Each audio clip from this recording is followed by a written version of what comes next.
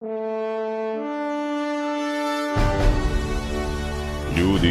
nije sve izgubljeno. Kako su se naši borili u ona vremena, borit ćemo se mi u ova.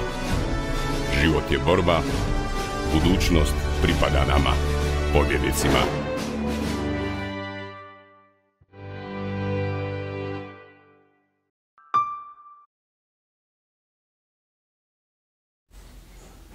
Dragi prijatelji, ovaj tjedan su obilježili, a zapravo još traje, pa onda obilježavaju rasprave o tome trebaju li hrvatski vojnici, odnosno časnici, ići u Njemačku gdje bi obučavali ukrajinske vojnike. Pa sad imamo situacije predsjednik Milanović jedno, predsjednik vlade Plenković drugo.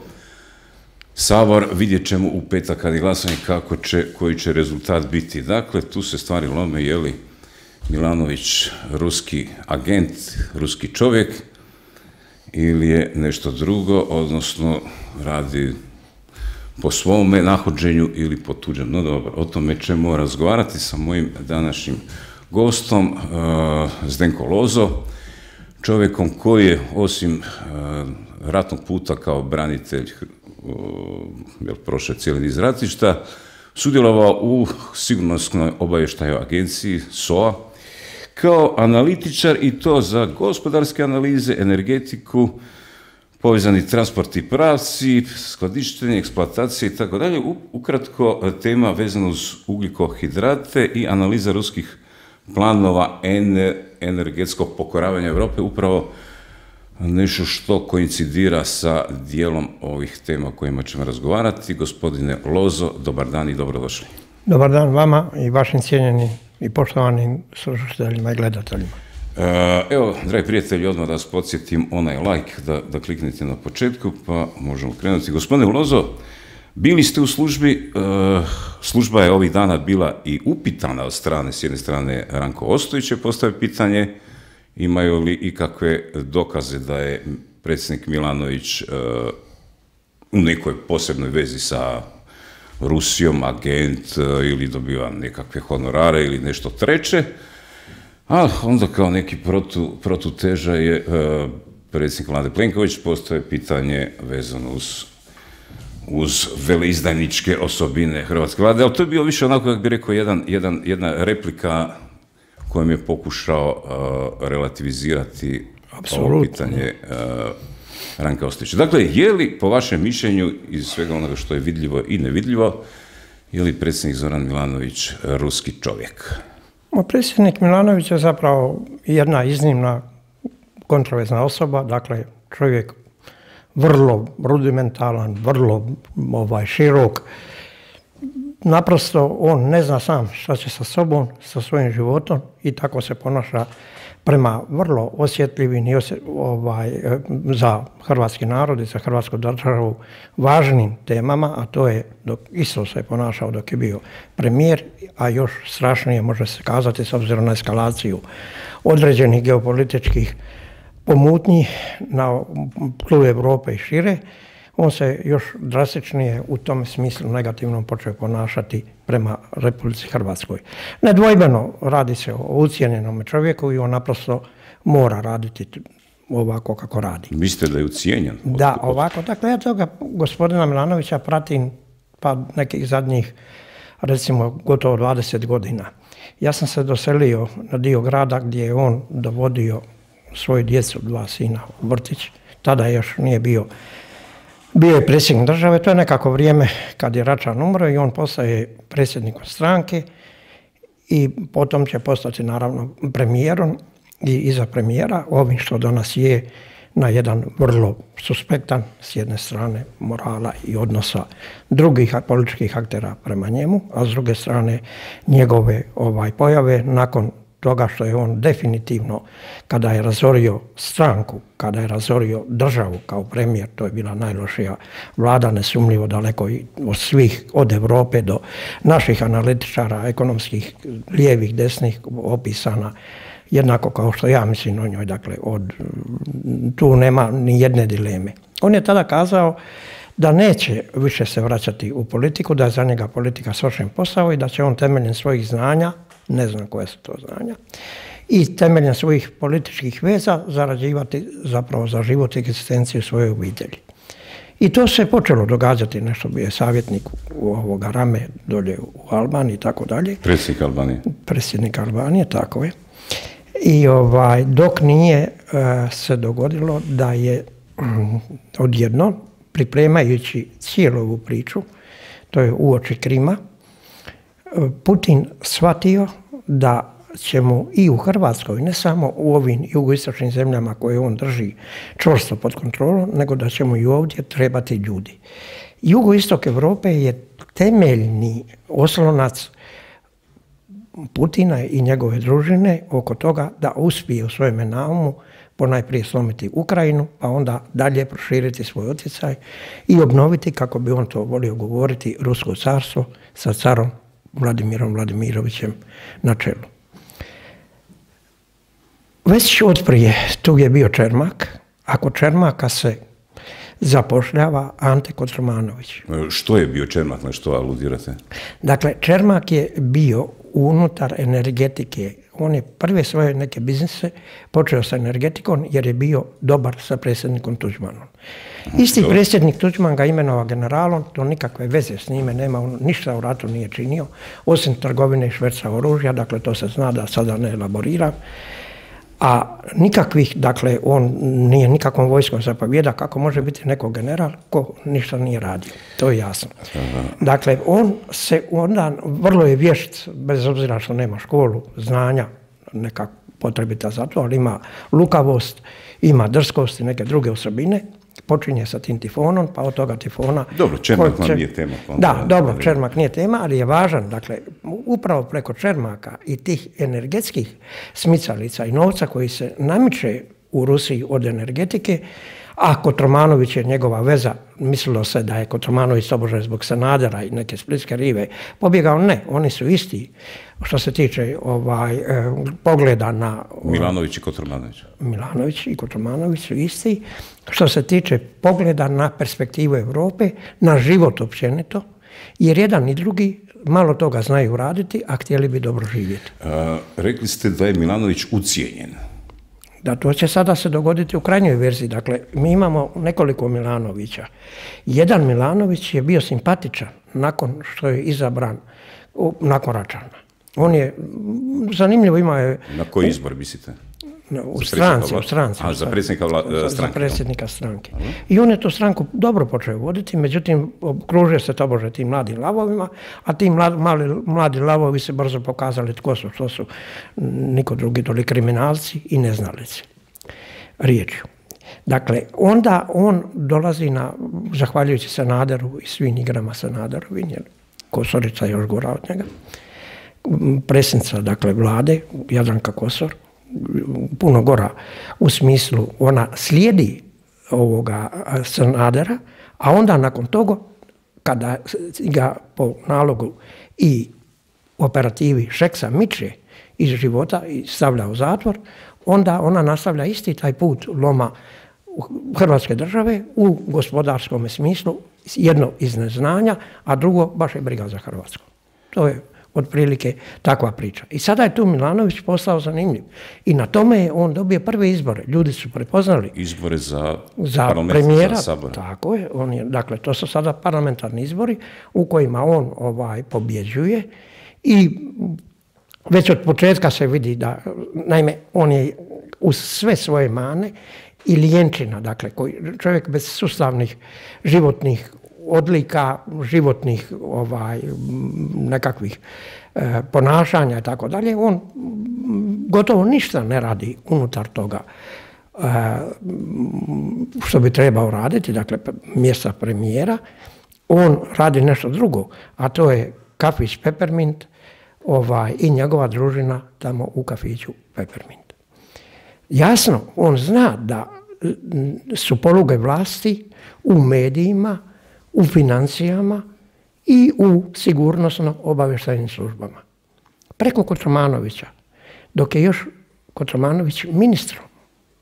Dakle, on dovodi Dragana Lozančića, čovjeka koji ima respektabilnu biografiju, to je nesporno, dakle, čovjek je doktor sa mita i tako dalje. to New York, i radio je puno, razumije vjerojatno vojsku i vojne planove i nabave i tako dalje, organizaciju vojske, tu bi bio dobar, ali u sigurnosnim službama on se u ničeme nije pronašao, niti ima taj talent, a s druge strane nema jak karakter da bi se odupro onome na što ga je dočekalo tamo u SOA-i. Dakle, on ulazi u jednu kašetu brokava, bi se reklo, potpuno nepoznavajući funkcioniranje sigurnosno-obavještajnog službu. Dragan Lozančić, i on postaje njegov, zapravo već od samog početka se vidjelo da će on postati njegov privatni obavještajac. Dakle, šef jedne sigurnosne i još tome obavještajne. Mi imamo taj usud, a to je Karamarko kriv, da imamo vanjsku i unutarnju službu integriranu u jednu službu. Ona je i sigurnosna, dakle protuobavještajna i obavještajna. Kako to može u jednoj službi biti obavještajci i protuobavještajci? Kotromanović, kad sam ja govorio i Karamarku o tome, da se ne radi to, i to je možda dio mojih udaljavanja od bilo kakve utjecaja na vlast, moć i tako dalje, tada ja sam uvijek govorio ono što mislim i što mislim da je dobro za Hrvatsku.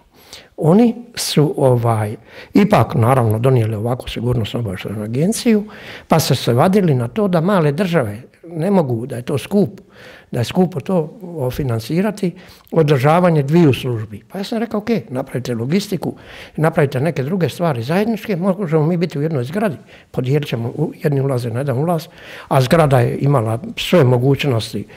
Naime, tada nije ni projektirana, ali mogla se projektirati, ali u ovim okolnostima ona je mogla potpuno lagano funkcionirati sa obavještajcima i protuobavještajcima zajedno unutra, ali nije.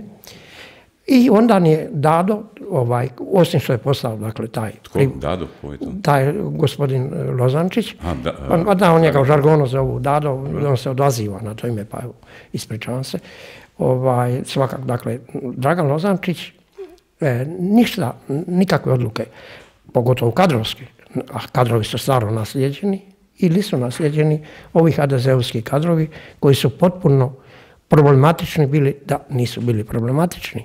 Ja ovdje u našem listu u kojem sam uređiva unutarnju i vanjsku politiku, u 7-dnevnom koji je postao 4 puta tiražniji od Globusa i vrlo ozbiljan politički tjednik, autor teksta, pokojni Nikica Gović, kaže da je on upravljao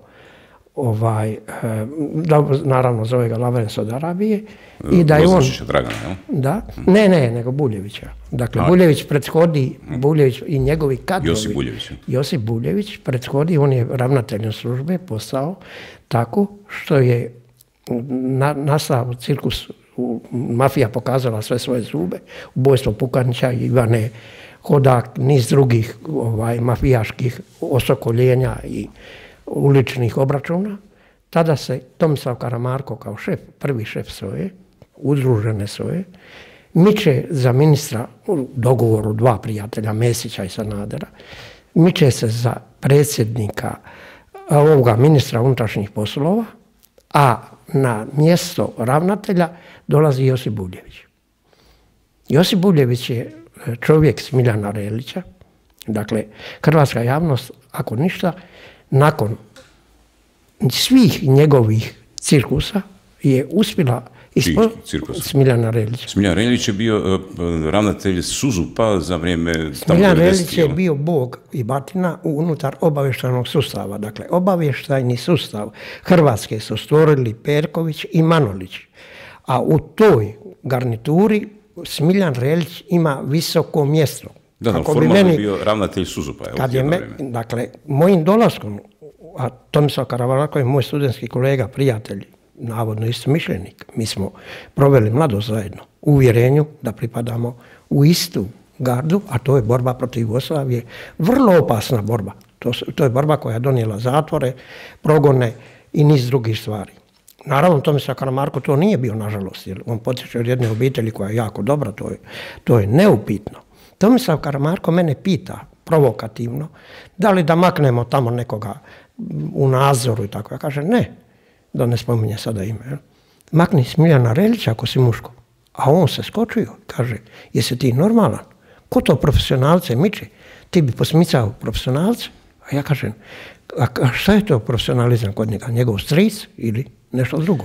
Naravno, ja znam zašto je to, ali ovdje neću večeras. Koja je to godina kad se događa taj razgovor? Ovaj moj razgovor i njegov se negdje oko 99. 2000. događa. On je, Smiljan Reljić je hodao svugdje, radio što je njega volja i kadrirao kako je njega volja. Kako je Buljević Drnišanin, on je namistio toga maloga, tada dečkića, dakle u operativu sa ZUP-a. To je unutrašnja služba. Lozančića ili Buljevića? Ne, nego tada još nema ni svoje, ništa, ni Lozančića u službama. To je početak priče. Kada oni dolaze, dakle, od samoga početka stvaranja Hrvatske države, glavni ljudi u stvaranju službi su Manulić i Perković i njihovi ljudi. A Smiljan Reljić jedan, Markica Rebić i slični, to su njihovi ljudi. Dakle, oni pripadaju u tu ekipu. Ne zvale se ono SIS, SUZUP, HIS, DIS, to je nebitno. Bitno je kako se kadrira.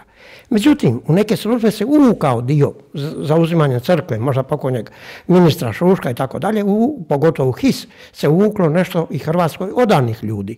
Ali su oni posmicani 2000. godine, kada je Tuđman nakon tuđe smrti, izbora i kad dolazi 6 člana koalicija, većina hrvatskih ljudi se miče. Dobro, ajmo se sada vratiti imenovanje Dragana Lozančića, možda je tu sad... Dragana Lozančića je doveo, dakle, u službu Ante Kotromanović. Doveo ga u službu Ante Kotromanović, jer je Ante Kotromanović bio njemu šef. Dok je Ante bio ministar, radio u jednoj upravi, u ministarstvu. Na mjesto ravnatelja dolazi za vrijeme mandata Zorana Milanovića. Tako je, kako bi drugčije došao. Dakle, da to povežemo sad sa... Tada je predsjednik Josipović, dakle, to znate da, i javno zna, da, dakle, predsjednik sigurnosne službi bira, imenuje i potvrđuje dvije najveće institucije, predsjednik države i predsjednik vlade. I to je dobro, to je dobro u demokratskim državama. Dakle, tada je Josipović, on se žestoko protivi dolasku ovoga Lozančića u službu jer zna, ima Josipović svoje izvore. Dakle, to je sada unutar komunistička borba, sukob na ljevici, kako bi ja tada govorio. U sukobu na ljevici pobjeđuje Milanovićeva struja. Zašto? Jer je i po ustavu tako, i po mogućnostima da bi bilo što on njima napravio, on ne može ništa napraviti. A oni mu mogu skratiti sinekure i blatiti njegove ljude. Kažete sukob na ljevici. U čemu se razlikuju, kao opisujete dva kruga, dva u interesu. U čemu je razlika? Ima li ideološki razlika? Ne, nema ideološki razlika. Interesi su primarni, a drugi su naglašena ega, jednoga i drugoga. Jedan i drugi ima ega. S ime da je objektivno Milanović, bar tada, bio 5 puta superiorniji od ovoga. Ovi pojma nema šta je radio, šta je govorio, gdje je bio. Ali je u svoje ljude doveo, u veleposlanstva, u savjetnike, u SOU i tako dalje i tako dalje. Milanović, jel? Ne, nego Josipović. I to su kompromisi. Tada se rade kompromisi. Jedan drugome ustupaju dio lena, a pretežno leno uzima u svoje ruke tada Zoran Milanović, a Zoran Milanović uzima Lozančića za svojega posilnoga i gore od toga, dakle to je definitivno jasno, neka me tuže slobodno, ja ću se odazvati svakome sudu. Možda će biti neki demanti pa ćemo ih pročitati. Ne, nema veze, desetke, naime ovdje kažem ovaj momak koji je nažalost mlad umro i tako, vrlo je precizno napravio cijelu priču o svojih, vrlo precizno. Da bi ta priča bila kompletna, tu se sada miješa i Ranko Ostojić. Dakle, Ranko Ostojić je tada prva parlamentarna osoba, on je doduše bio tada i ministar, on je imenovan ministar. Tako je. U svojoj naravi je Pavić je, pa onda i engleski čovjek. Pavić je, mislite na Ninoslava Pavića? Na Ninoslava Pavića. Bivši vlasnik Globusa i Jutarnjeg lista. Oni su se našli u toj interesnoj liniji. A u ovoj zapovjednoj liniji i sigurnosnoj liniji on se naslanja dvojica na Balkanu, jedan bosanski ministar također, i on se naslanjaju na engleske izvore.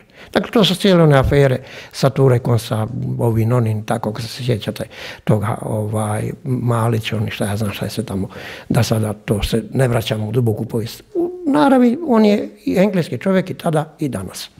To je nesporno. Dakle, taj ovdje imam, molim vas, pročitat ću samo jedan kratak pasosić.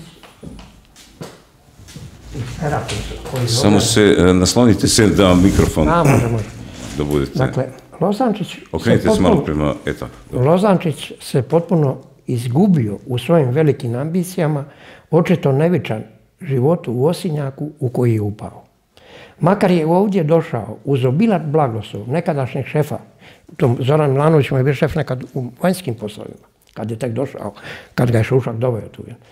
Nekadašnjeg šefa Zorana Milanovića iz američki suport, doduše i sa oštricom na nož okrenutom iz dvorca na Pantovčaku, ali se stanovitom autonomijom dobio je malo autonomije izbora prvih suradnika, ali ni to nije iskoristio.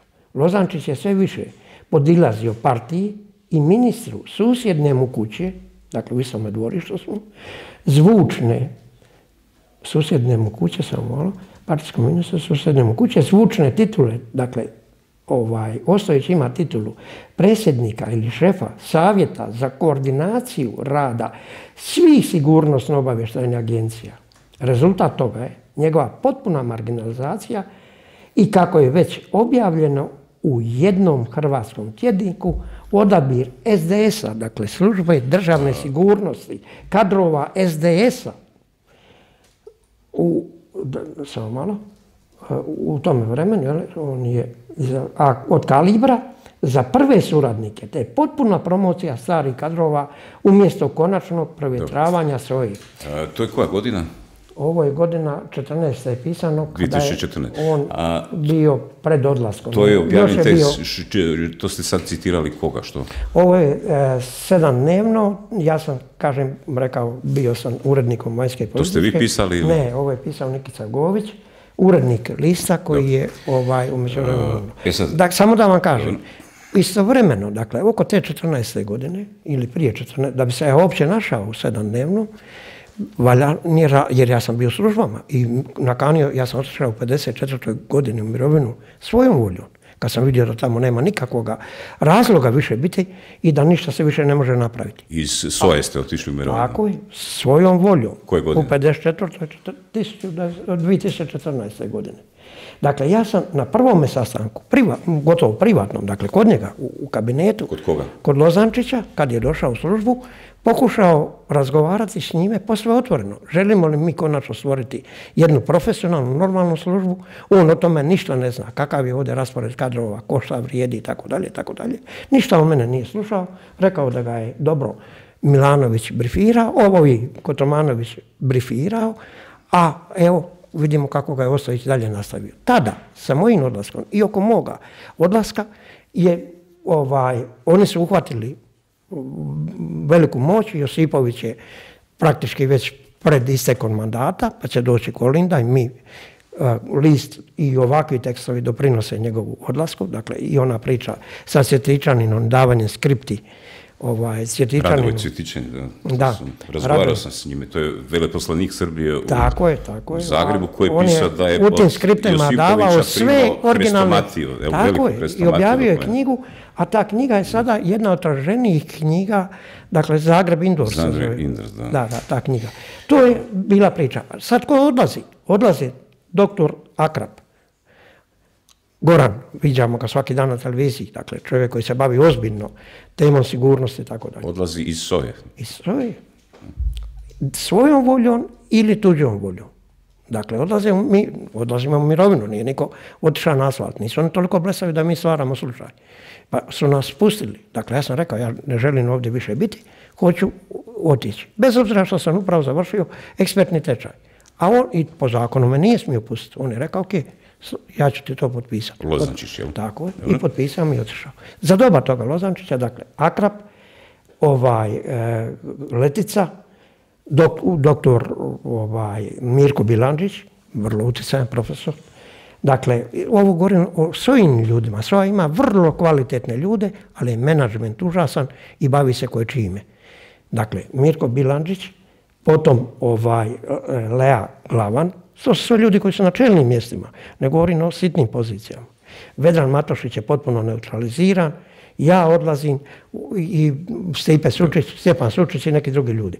Dakle, iz tehnike, također, ovo je analitika i operativa, iz tehnike također odlazi tada u mirovinu dio ljudi nezadovoljan Lozančićevim postavljanjem. A u čemu je bio? Mi smo mislili da ćemo nakon Buljevića dobiti konačno normalna ravnatelja. Čovjek doktor, Hrvat iz Amerike, 100% neupitan, Šušaka doveo, kućeš bolje. Idemo konačno stvarati službu. Kad ono sve obrnuto, Ranko Ostojić i komandiraju, Ante Kotromanović, moj kum. Da, dobro, ali znači, po vašem viđenju, znači, tu ste vi trebali odrađivati nečije... Ne, oni su znali da mi nećemo ničije odrađivati. Ne znam, kaže, treba. Dakle, ideja je bila da radite za nečije interese. Oni su dobro znali ko smo mi. Dakle, oni nisu sumnjali u naš karakter i poštenje, odanost Hrvatskoj državi. Niste razumjeli pitanje, kažem. Znači, njihova ideja bila da vas stavi u funkciju ostvarivanja nečijih interesa. Ne interesa države. Eto, tako je. Recite ovako... To je da mi odemo. Dakle, nismo mi dobri tamo. Dobro, ajmo se sad vratiti na ono početno pitanje, je li Milanović, dakle, ruski igrač? Sada, dakle, još do tada nema indicija. Dobro, samo da kažem na kraju. Spomenuli ste Malića, sad ne znam, je li se to odnosi na novinara Gordana Malića. Tako je. On je tu bio neki dan, pa je dobro i više Odličan danas i svaka čast. Ajde da završim. Dakle, on je više puta o tome pričao, o tome kako je Zoran Milanović imao neke posebne sastanke sa predstavnicima ruskog Rosnjefta. Tu se spominje i tadašnji šef Rosnjefta, Igor Sečin, pa nekako a s druge strane Ivan Vrdoljak, koji je po tim navodima bio zainteresiran da Gazprom kao privatna firma uđe u Hrvatsku. Tu se čak navodno dogodilo i nekako uhićenje ili pritvaranje Ivana Vrdoljaka, navodno opet sada zbog toga što je policija pomiješala Ivana Vrdoljaka, koji se isto tako zove drugim, pa su se s time ispričali, ali dakle, je li taj dolazak Rosnjeftove delegacije na sastanak sa Milanovićem se dogodio, kako se dogodio, je li to bilo u cilju da im se proda udio INE koje je tada Hrvatska kontrolirala? O čemu se to radi? Ne, to ne. Dobro, objasnite. Nedvojbeno je da je Orban, predsjednik Mađarske vlade. Orban je čovjek koji je bio, dakle, oštar komunistički kadar, da se razumijemo dobro. Komunistički kadrovi u zemljama tranzicije, a napose u Mađarskoj, su toliko bili raspoloženi protiv svoje države i služenja ruskim interesima, da su sve supstancu nacionalnu počeli prodavati. Vrijednost Orbana, on se je promijenio iz komunističkoga mladoga agitatora i nekoga sitnoga sekretara u ortodoksnog nacionalistu koji brani. Dakle, ovo što on radi Evropi, što zagorčava život, on ne radi sa istih pozicija kao Zoran Milanović. Zoran Milanović je ucijenjen, Zoran Milanović je, dakle, osoba koja je sujetna i tako dalje, niz svojih psihičkih problema transponira na ovo, a Orban radi u interesu svoje zemlje. On ima manjinu od 200-300 tisuća u Ukrajini. Svu tu manjinu... Koju manjinu? Mađarsku. A, Mađarsku.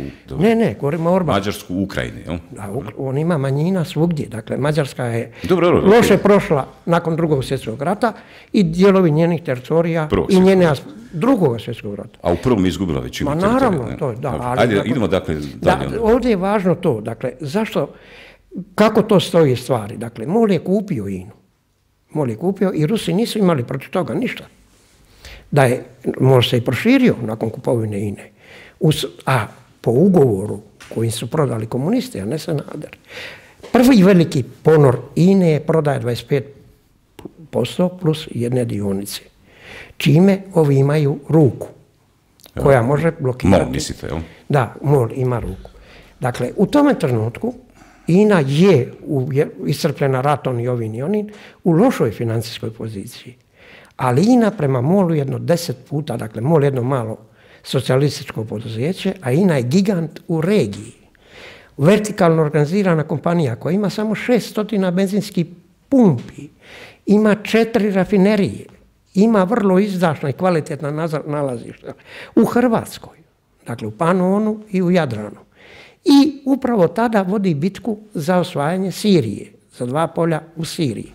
Ta 2 polja, Hajan i Abhamija, su procijenjeni na 23 milijarde eura i stvarna vrijednost je još i veća bila. Dakle, procjena je očito bila niža da se nije dogodio rat u Siriji, ali ne, nije se rat u Siriji dogodio radi INA-e, nego tako se dogodilo.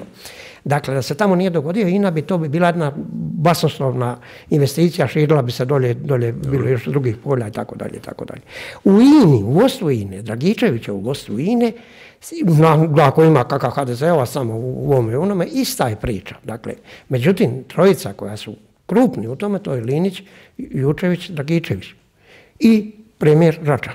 I oni prodaju za $505 milijuna, a samo u Siriji imamo otkriveno 23 milijarde.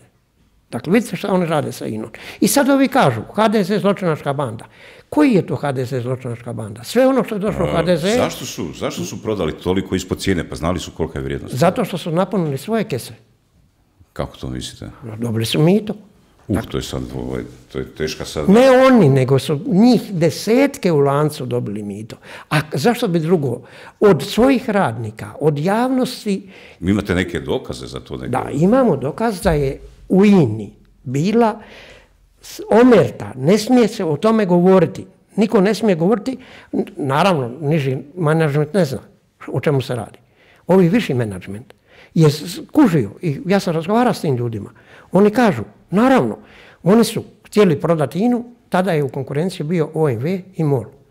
OMV je jedna od bolje, to sam vam zadnji put rekao, strukturiranih firmi u energetskom biznisu, pogotovo povezana sa Rusima, ali to ne na ideološkoj, nego na interesnoj, obostrano interesnoj priči, to je Baumgarten i to su rafinerije i tako dalje, da vas sad ne gnjavim tom temom. I sada ovi dolaze u INA-u. Mađarski bol, jel? Mađarski bol, sa 25 plus 1. Tada stupa na pozornicu Jadranka Kosor, dakle premijerka, tada ministrica branitelja, prodaje se taj portfelj. Najprije se prodaje portfelj koji je dat radnicima i onome, pa poslije taj braniteljski portfelj. I INA malo pomalo se dokopaje po njihovim službenim stavkama 48 i nešto, a gotovo izvjesno 48% je MOL. 48% je MOL, a 44 INA, to su bili kao zadnji podaci. 48 i nešto. Međutim, stvari stoje tako da njima ne treba većinsko vlasništvo, jer cijeli menadžer, dakle oni imaju upravljačka prava.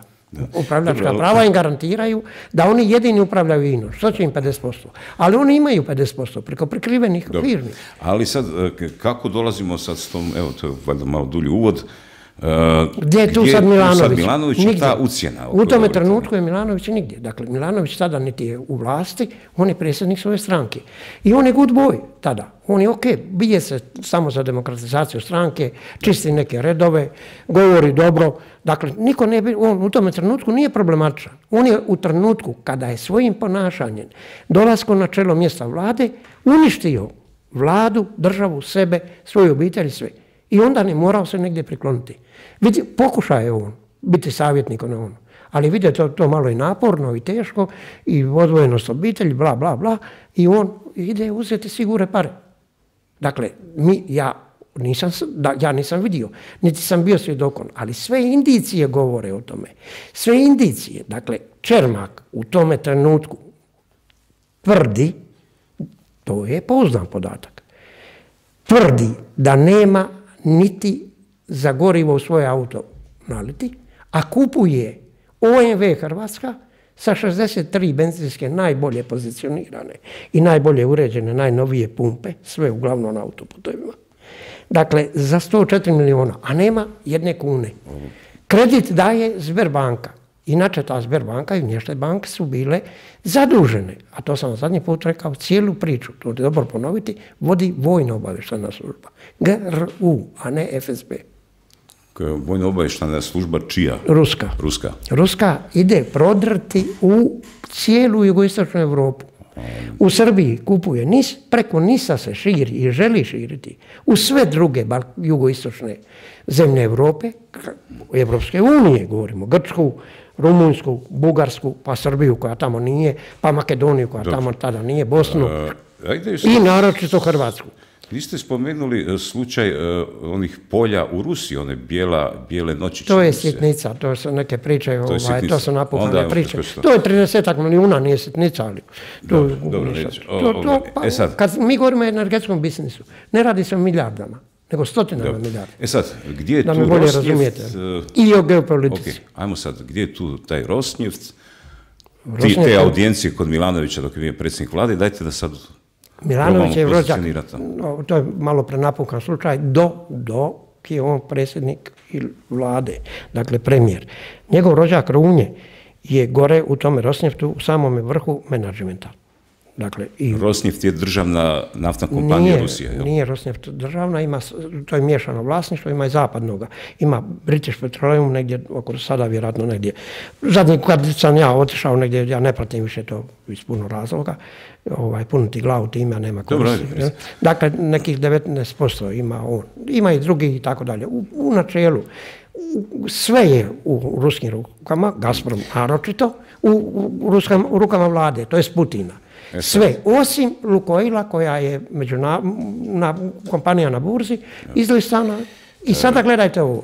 Dakle, ni jedna kompanija, bila ona državna ili privatna u Rusiji, ako se opre Putinu, najprije će njen otići zaploviti ne u Nevi, nego doli u Volgi, nekim drugim rijekama, a doće neko drugi na njegov mjesto. I sad kako dolazimo tu do Zorana Milanovića? Do Zorana Milanovića mi i Rosnefta i njegove priče sa MOL-om, to su tanke priče. Dakle, on je njegov rođak, jer on se sastaje s njime kao rođak. Naravno da se tu o nečeme razgovara.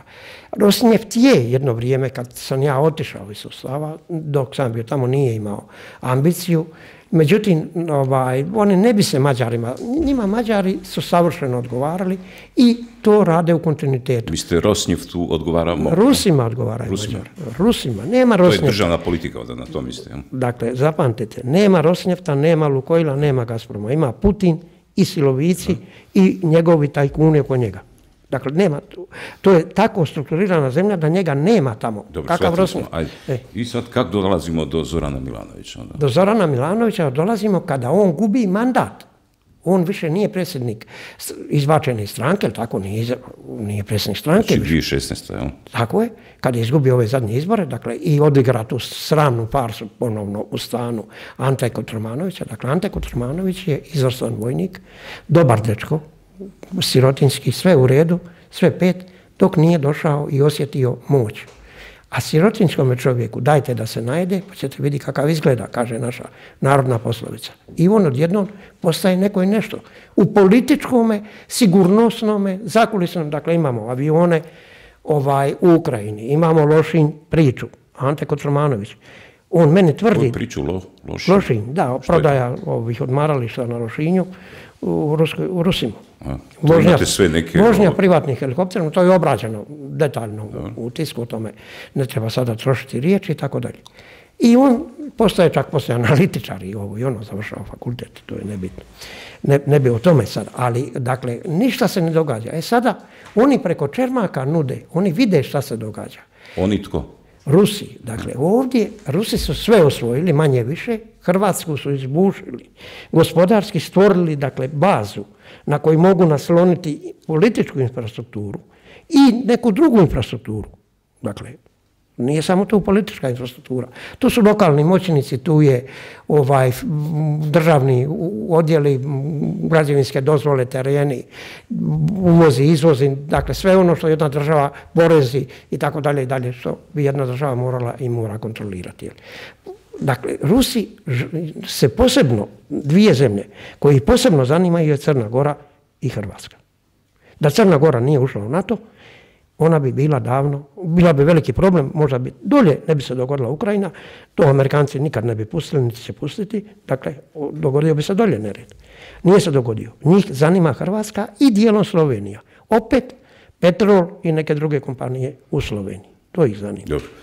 Evo sad opet, rekli ste 2016. tada Zoran Milanović postaje zanimljiv Rusima kad je izgubio izbore, kažete. Tada istovremeno koincidira ona priča koju sam vam pričao zadnji put.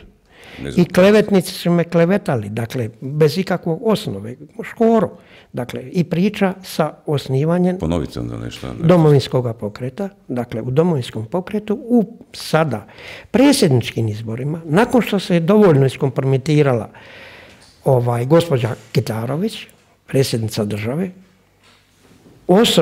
osobno i preko ovoga lista i preko nekih drugih listova, dakle, a to je na televiziji uporno ponavljao Josipović, mi smo ti koji smo njega srušili, a ja si ne pridajem toliko značenje, međutim svakako smo puno pomogli da on ode sa vlasti, a dođe Kolinda.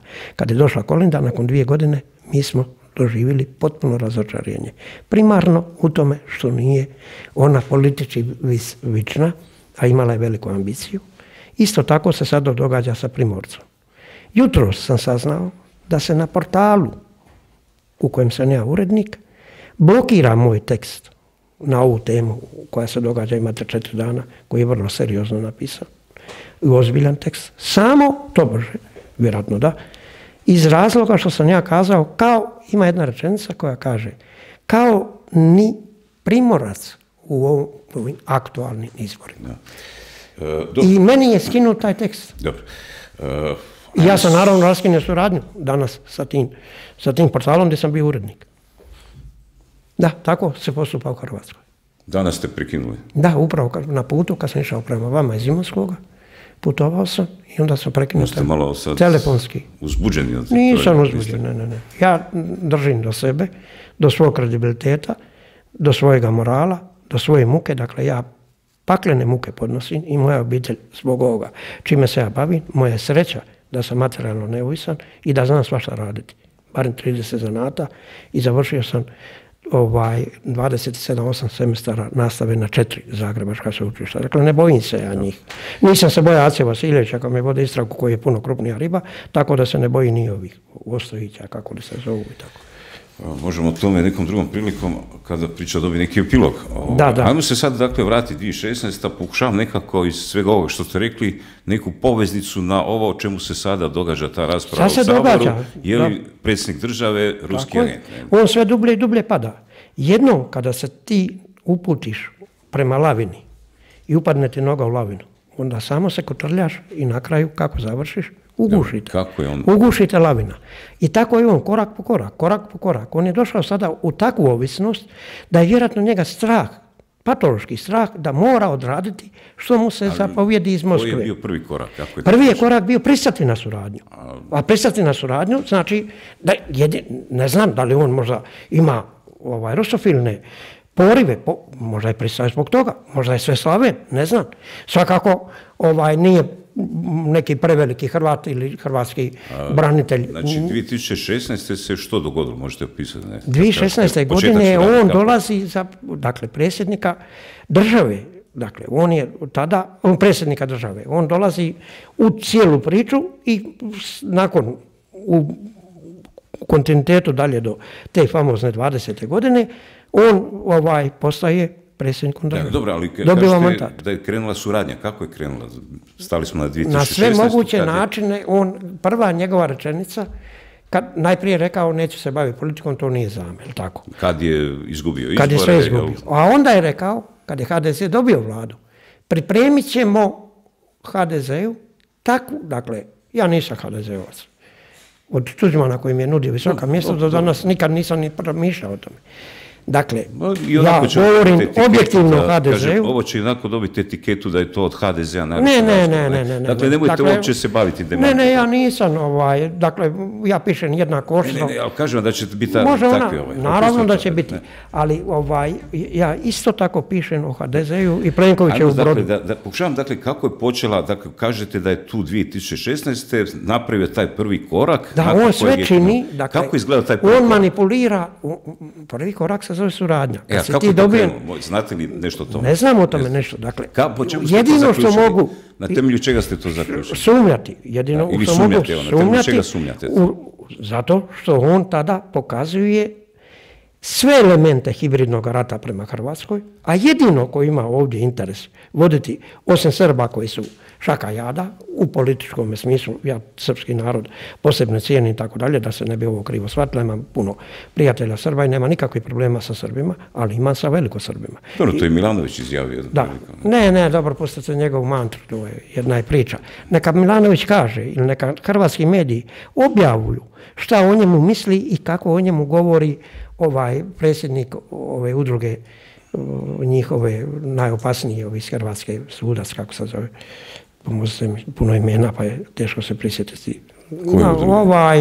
Veritas što vodi, Sava Štrbac. Aha, Štrbac. Dakle, neka emitiraju te priloge što o njemu govori Sava Štrbac. Dakle, u njegovu odnosu prema Srbima. On njega hvali.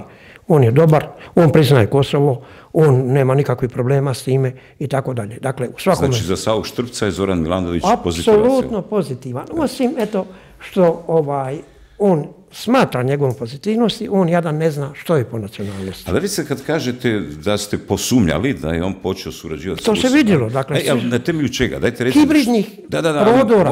Možete li reći koji događaj ili koja situacija vas je navela da počinjete sumnjati da on ima njegovi javni istupi, njegova penetracija unutar SDP-a, čiji član više nije, dakle, on je iz sjene predsjednik SDP-a. A to se najbolje vidjelo sada kada je on odšao u SDP. Ali tada, što je to bilo? Da li imate neku izjavu, neki... Stotine izjava iz toga vremena, njegovi kuće, dakle, javno objavljeni. On čitavo to vrijeme ruši ugled institucija, dakle, rastače državu. Ali to je vrijeme kada nije na poziciji vlasti. Nema veze što nije na poziciji vlasti, on nije nemoćan tada. A iza sebe ima moćnu stranku gdje su predsjednici Lutke, a on predsjednik iz sjene. Ako nije on predsjednik iz sjene, kako to on dođe kao predsjednik države, što je totalno ustavom i moralom i ljudskošću i svakim drugim činom zabranjeno, ja mogu biti najtvrđi desničar da me kojim slučajem, što neće nikada, jer ja to ne bi pristao, izabere ljevica, ja bi bio lojalan prema toj ljevici i ispunjao bi svoje zakonske obaveze i svoje ustavne odrednice koje mi diktiraju kako će se ponašati. A on čini sve suprotno. Svakim danom. Dakle, on kaže da će, ako u Hrvatskom saboru, zamislite izjave, ako u Hrvatskom saboru se izglasa da sabornici, narodni zastupnici, legitimno izabrani, ako se izglasa ova druga vojna pomoć Ukrajini u obuci njihovih vojnika na našem terenu, da će on osobno progoniti sabornike kao đava đavla. Dakle, i da će goriti u paklu dalje. Dakle, kad se on zahukta u tim svojim... To je sadašnje vrijeme, ne sad krenuli smo 2016. kad je počeo. Ne, ja kažem... Dakle, cijeli vrijeme bilježi se jedan rast. U početku se sumnja da li on tu bitku vodi protiv Plenkovića, jer je on i Plenković duboko sukobljeni, slični su karaktera i slični su miljeja, dakle oni potječu od zlatne komunističke mladeži, dakle nema ni jedan objektivno, dakle nije moguće da činjenice ne možemo razaznati od... Međutim, Plenković je posve nešto drugo od njega danas, to vidi čovjek. U njegovoj vladi najprije to. Zašto je on doveo tu vladu u takav... Čijoj vladi? Milanovićevoj. Nijedan parametar nije bio pozitivan. To je katastrofa, užas. A ovi je provodio kroz koronu, kroz neke druge stvari. Dakle, ja nisam Plenkovićevac. Razumijete me? Da ne bi neko mislio. Bićete vi i ovaj podcast kvalificirani, dakle nemojte se ni truditi da to demantirate. Zamislite šta ja kažem Plenković, ako ćete jednu rečenicu dozvoliti. Sjećam se toga citata. Brođari lađe koja tone prekrcaju se na splav, tako otprilike priča. I sad kažem, brod HDZ-ov koji plovi po nemirnim morima, ako želi doći u luku spasa, s njega se mora iskrcati balast, a većina toga oko njega je balast. On želi vladati, dakle ja tu kažem da se on... Ko je balast, nisam shvatio. Znate što je balast? Višak. Ne, tko je balast? Balast je neko ko je roba bez vrijednosti. Ne, znam što je balast, ali... Svi njegovi suradnici prvi na brodu, on je komandir, zapovjednik broda. Tko? Plenković. Dakle, ja kažem vam šta govorim o Plenkoviću, pišem o Plenkoviću, dakle nisam ja to rekao negdje u nekoj kavani u pripitom stanju, nego pišem u komentaru. da njegova lađa obilato tone i ako je želi dovesti luku spasa ikako, brod je šupalj sa svih strana, mi ćemo uskočiti, hrvatski mučenici, vojnici, koji znademo puno više nego on misli, nego on zna u mnogim stvarima. Začepiti rupe. Ali on to ne radi. Eto kakav sam ja Plenkovićev čovjek. Primjer se na jednom primjeru. Evo, ajmo još jednom da završimo. Ne? Može. Znači, nemojte se više u nastavku razgovora truditi dokazati da niste HDZ-ovac ili Plenković, jer ćemo biti vi i ja i ovaj podcast opuženi i možemo se na glavu postaviti, ali svi će misliti da smo da je ovo plaćeno od strane HDZ-a. Dakle, nemojte više se truditi. Sljedeće. Rekli ste ucijenjen. Da je Milanović ucijenjen. Ne? Naravno, što god dublje ide, sve su veće ucijene. Koje indikacije ima to? A kako Putin ucijenjuje, šta mislite? Najbolje svoje tajkune zatvori kao lavove u kavezu. Tamo ih muči i ubija. Jeste vidjeli to? Dobro, ali kako je tu Milanović ucijenjen? Ucijenjen je, dakle, Milanović radi, Milanović je odlikovan ordenom Putina. Nemojte to zaboraviti. Dakle, Milanović je apsolutno njihov čovjek i on njima koristi. Ne dobijeli ove izbore, ja mu ne bi bio u koži. Makar osobno vjerujem da ima veliku šansu. Što mislite da bi mu se moglo dogoditi? Ne znam ja šta će mu se dogoditi. To nek pita Putina, ne mene. Ja nisam s njime nikada pio ni jeo. Niti mu davao ordenje. Mislite da bi ga Putin kaznio? A sigurno bi ga Putin doveo na neki gala ručak ili gala večer u Moskvi, pokazivao u Moskvi. Znači mislite da je to toliko snažna veza da on ima... Nije to snažna veza, nego je ruski aparat, ovo što ja govorim, je vrlo opasan. Dakle, po mene. Ruski aparat je vrlo ružan. O tome se radi. Onaj koji je izdao Rusa ili Putina još gore, taj se neće dobro provesti. A to su vidjeli njegovi prvi tajkuni oko njega. Vidjeli su. To nije, dakle, neka fikcija, izmišljotina. A kako god bude, ovaj rat se razvlačio, dakle, Ukrajina je priča svih priča u ovome trenutku. Možda će se uskoro dogoditi jedna druga priča, to ćemo možda poslije o tome. Ali dotle je Ukrajina priča svih priča. Vidjeli ste jučer, u 0,4% Moldavija. A ko su tamo ti koji vode... A referendum o pristupu Europskoj uniji. Ko su ovi koji vode? Oni se obučavaju, dakle, dokazano je, uhićeni su, priznali su djelo. Obučavaju se svim vrstama obuke, od specijalnog hibridnog rata do borilačkih vještina i pucanja. 4 su Moldavaca uhićeni uoči izbora. A di ste bili na treningu? Kod Dodiga. Gdje na planinama Bosne i Hercegovine? U Republici Srpskoj. Da, nešto sam vidio u medijima, bilo nešto na tu temu da je... Nije to je tako normalno. Zašto Vučić drči? Dakle, oni misle da je Plenković gubitnik u ovome Dubrovačkom samitu. A na samitu je... Evo, počeo je samit, njegov sada, istočni. BRICS, jel? BRICS. Dakle, inače, taj BRICS je, to sam zadnji put rekao, 0 bodova, dakle 25 godina, razmišljaju o uvođenju zajedničke monete, pa to ne mogu već sa kamali drugo nešto. To je cirkus. Ok, ali Vučića nema tamo. Zašto ga nema? Jer je dobio kralja, a kralj sa Srbijom trguje do te mjere... Što je dobio kralja? Kralj mu je došao u posjetu jedne male banana državice. A onda kod Južne Afrike. To je mala Juga Afrike, ne znam, Juga Afrike, uz Južnu Afriku. Taj ima godišnji razmjenu sa Srbijom u jednom smjeru 1000 eura, u drugom oko 100.000. A i što je tu sporno? Sporno je to da je Vučić ugostio ga 5 dana, baš u trenutku kada je samit u Kazanju. Zamislite. U Kazanju samit i to veliki dolaze tamo Indija, Kina, a Vučića nema. Gdje je Vučić? Mislite da su... Vučić prodaje oružje u Ukrajini. Dakle, to je dokazano. Ali ne može Rusima to faliti. Dakle, oni imaju dovoljno izvora još uvijek, ako ne nigdje drugdje u Ukrajini. Vrlo moćnih izvora. Da, to je, znači, Brazil, Rusija, Kina, Indija, vidim da je Egipat se nešto približi, Turska kao neki promatrač i Da, Turska kao promatrač, šta sam vam zadnji put rekao? Gdje je sad Turska kad se napada Hezbollah i Hamas i ostalo? Gdje je sada Turska? Šuti, kritizira verbalno i tako dalje. Taj veliki sultan. Gdje mu je moć, gdje mu je oružje, zašto se nije umiješao u taj skup? Nema ga. Pa ima li taj skup potencijal da nešto... Ništa, nikakav taj potencijal nema, nikakav potencijal. To je toliko proturječnih odnosa. Kina gdje god ima svoj interes, Kina jedina vodi neku suvislu politiku jer je može biti, uspjela je gurnuti Rusiju u rat i voditi je prema rastakanju. Onda smisla tog skupa ako nemaju potencijal? Ima smisla. Ima smisla razgraditi Rusiju. Dakle, mi imamo Ruse dokle, gdje je granica Rusa, naroda? Negdje iza Urala. Šta su ovi tamo u Vladivostoku? Šta su ovi dolje kod Mongolije? Su to Rusi? Jesu ti teritoriji ruski? Ili ima tamo nešto japansko, nešto kinesko, nešto manđursko, nešto ovoga, nešto onoga. Pa kad dođe lomljenje, kidanje, vidjet ćemo. Mislite da je to... Sjeverna Koreja nije bila ruski saveznik, nego kineski saveznik. Kineski saveznik. A šta je sad? Šalje vojsku. 10.000. Pa dobro, Rusija i Kina su sad u dobrim odnosima. Pa naravno da su u dobrim odnosima.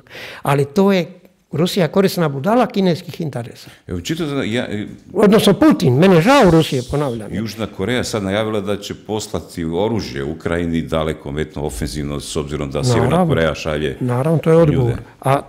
A granični svi prijelazi, sve ceste. Što to znači za odnos? I željeznice su dignute u zrak. Zašto? Da, digla Sjeverna Koreja. I to je ovo što vam govorim, da će se malo gora priča sa početi događati. Mislite da će doći do... Da, naravno. Otvaranje sukoba Sjeverne i Južne Koreje? Pa vidite retoriku, pogledajte američku retoriku, pogledajte zapadnu retoriku, pogledajte istočnu retoriku, pa će vam biti jasno šta se to tamo događa. Zašto te pruge, ceste idu u zrak? Jer šta je Kina, a šta je Koreja Južna danas? Jedna od najboljih vojnih industrija. Ceste između Sjeverne i Južne Koreje? Tako je, svi granični prijelazi, ceste i željeznice su odletile u zrak. I to su snimke date, nije to... I mislite da će izbiti rat između Sjeverne i Južne Koreje? Tako je. Sve počinje čarkama. Iskrcavanje nekih vreća za smeće tamo. Kako bi moglo izgledati ako dođe do takvog sukoba? Tako, dakle, Amerika vodi računa o tome. I zemlja ASEANA, i cijela priča tamo. Japan, koji nije dosta, njegova kontrola naoružanja iz znanih razloga je bila obilata. A on odjednom kupuje svoj nešto F-35. Odjednom. I njemu se daje F-35 100 komada. A šta drugomu se daje? Koji protuzračni sustavi, koji ovo, a šta Koreja daje?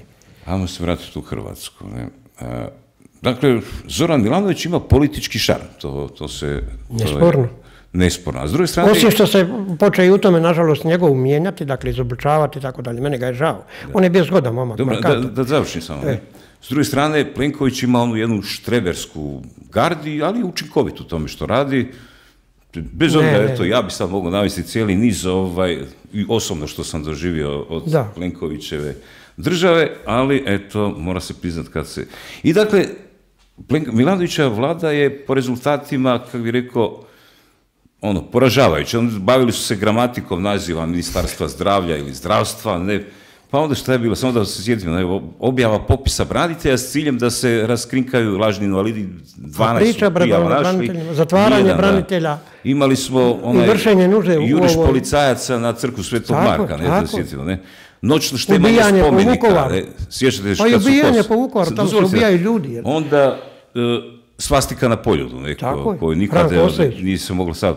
Bacanje one ploče stradalih HOS-ovaca, jer on je htio da se to ne baci. Ubojstvo Pajtina, ubojstvo drugih momaka. Sjetilo se obnove poplavljene Gunje, Anka Mrak-Taritaš, koštalo je nekoliko puta više nego zabrana emitiranja za jedna televizija, na 3 dana. Ja sam bio tamo i napravio reportažu o tome. Iskoristivost EU fonda je u ono vrijeme bilo oko 2% u mandatu toga i tu je propao jedan značajan dio sredstava. Tako je. I vodio rat sa Evropskom unijom. Radi Perkovića, gdje je to? Da, sjetite se Fred Matić i Bojan Glavašević kad su se ismijavali dok je trajao onaj prosvjed. Dakle, to su rezultati Milanovićeve vlade. Ne dam Perkovića. S druge strane, sad možemo Plenkovića nabrajati. Sad, nije mi jasno kako to da Milanović bilježi tako visoku popularnost među hrvatskim ljudima. Evo, jučer je bila anketa na HRT-u, on je negde 35%, a u drugom krugu, ako uđe s Primorcem, većina bi glasala za Milanovića. Neki dan u Večernjem listu je bila anketa, isto tako Milanović uvjerljivo pobjeđuje. Dakle, otkud ta, s jedne strane, dakle, rezultati katastrofa, i ideološki, i gospodarski, a s druge strane, jedan značajan broj Hrvata. Je li vi mislite da se ove zemlje koje su izišle iz komunizma i prolaze kroz tranziciju ne kopiraju američki način ponašanja i američki život. Dakle, da li se dogodilo da mi imamo amerikanizaciju koje čega, amerikanizaciju i tako da mediji ispirući mozak formiraju javno mnijenje. U Hrvatskoj nijedan mainstream medij nije hrvatski raspoložen, nego većina, nažalost, antihrvatski. U rukama Srba, u rukama ovoga, u rukama onoga. Hrvatska radiotelevizija, nacionalna televizija, dovodi nekoga četnika iz Beograda koji je satiričar sa 24-minutnom terminom, ne znam, nisam dobro razumio, svaki dan ili tjedno. Kesića. Mislim da je četnik, ne znam baš da bi mu dao. A ne bi ja rekao da nije, ako čovjek kaže, mi se najbolje zabavljamo kad mi dođe šprajc, Domagoj. To je bila šala, ako sam vidio sam to je možda bila malo provokacija. Da, on kaže njemu, ovi se sledi kao. Stanković mislite, jel? Da, Aleksandar Stanković se sledi, a ovaj kaže, usosio si, on govori njemu, sorry, dečki, ali je to tako bilo. Dakle, da li je tu šala ili ne šala, iz njegova govora tijela i govora glasnoga, je očito da oni pjevaju od Topole pa do Ravne gore. Jesu li možda to partizani, jesu to možda neki antifašisti? Ja imam neka iskustva s tim pjevanjem, pa to... Ma ne, okej, ja razumijem da može biti u satiri je dozvoljeno. Ali nije problem, evo vidite, državno odvjetništvo će odmah zaštititi Je problem. Aleksandar Stanković neka, evo, preporučujem... To nam nije tema, pustite. Eto, to neka se analizira njegov rad, pa ćete vidjeli problem. Dobro, ali sad... Koliko je zna nanio Hrvatsku? A to je HRT. Dobro, ali zašto Milanović ima tako veliku potporu hrvatskih birača s obzirom na cijeli niz spornih ideoloških i gospodarskih? Kako se potpora mjeri? Dakle, ljudi hrvatski koji bi glasali za jednu opciju su davno se o politiku, dakle, u sve priče, osim Hrvatske vojske, sve institucije su zakazale u Hrvatskoj. Možda Matice Hrvatske, a osobito ove današnje Gavranove. Dakle, samo te dvije institucije istinski štite interese hrvatskog naroda. Sve druge institucije se dezavuiraju. A upravo je to smisao, ako hibridni rat u ičeme je postigao, to je u razaranju institucija. Znači, razaranju države. Kad nemate institucija, šta vlada u državi? Ove banana države iz Latinske Amerike, Venezuela, Kolumbija i slične priče. Znači, mislite da je to rezultat jedne... Tako je. A sad zašto ovaj dobiva toliko? Dakle, ovaj narod se razočara u svoje elite. I nema ih, objektivno ih nema. Ja sam potpuno nezadovoljan sa elitama hrvatski. Dakle, mene ne brine SDP. Ja bi volio da je SDP kao Picula. I volio bi da se stvori SPD. A imate li dojam da je hrvatski narod ima, kako bih rekao, sklonost da sve znate, neka politička paranoja u Hrvata. Uvijek se sumnja da je netko nečiji igrač. Vidite koliko izlazi na izbore. Da iza nečega netko stoji, da je sve što se događa zapravo igra i podvala, da ništa nije onako kako je, nego je drugačije, da je uvijek neka zavjera u pitanju. Kad god se nešto dogodi, uvijek je to znakovito, uvijek je datum je znakovit, uvijek je pitanje zašto baš sada, zašto se to dogodilo, ne?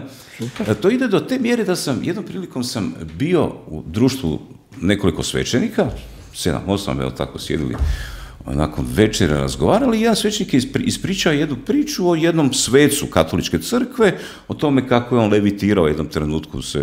I taj svećenik, jedan u društvu, dakle, trebali bi to ne bi trebalo biti upitno, je komentirao, a ko zna je li to bilo baš tako, ne? Znate, dakle, kad to ide do te mjere da se nešto što ulazi u neke dogmatske kategorije relativizira. Što je to u duhu hrvatskog naroda da ničemu zapravo... Nije samo hrvatski narod, dakle, svi mali narodi, mi živimo u svijetu koji se zove talionica nacija. Talionica nacija i talionica država ako je moguće.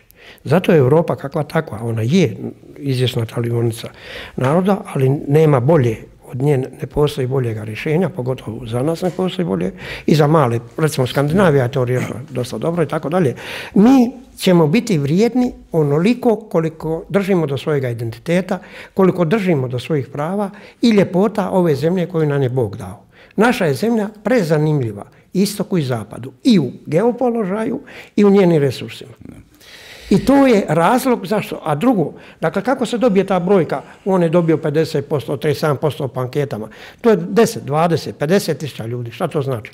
Gdje su oni koji ne izlaze na izbore? Nama izlazi na izbore 40% ljudi, a zemlja gori. Bili su i drugi kandidati. Znači, zemlja gori. Milanović je dobio najviše. Ne? Naravno, ovi su lojalni. Dakle, komunizam je troskut. To ko ne razumije komunizam...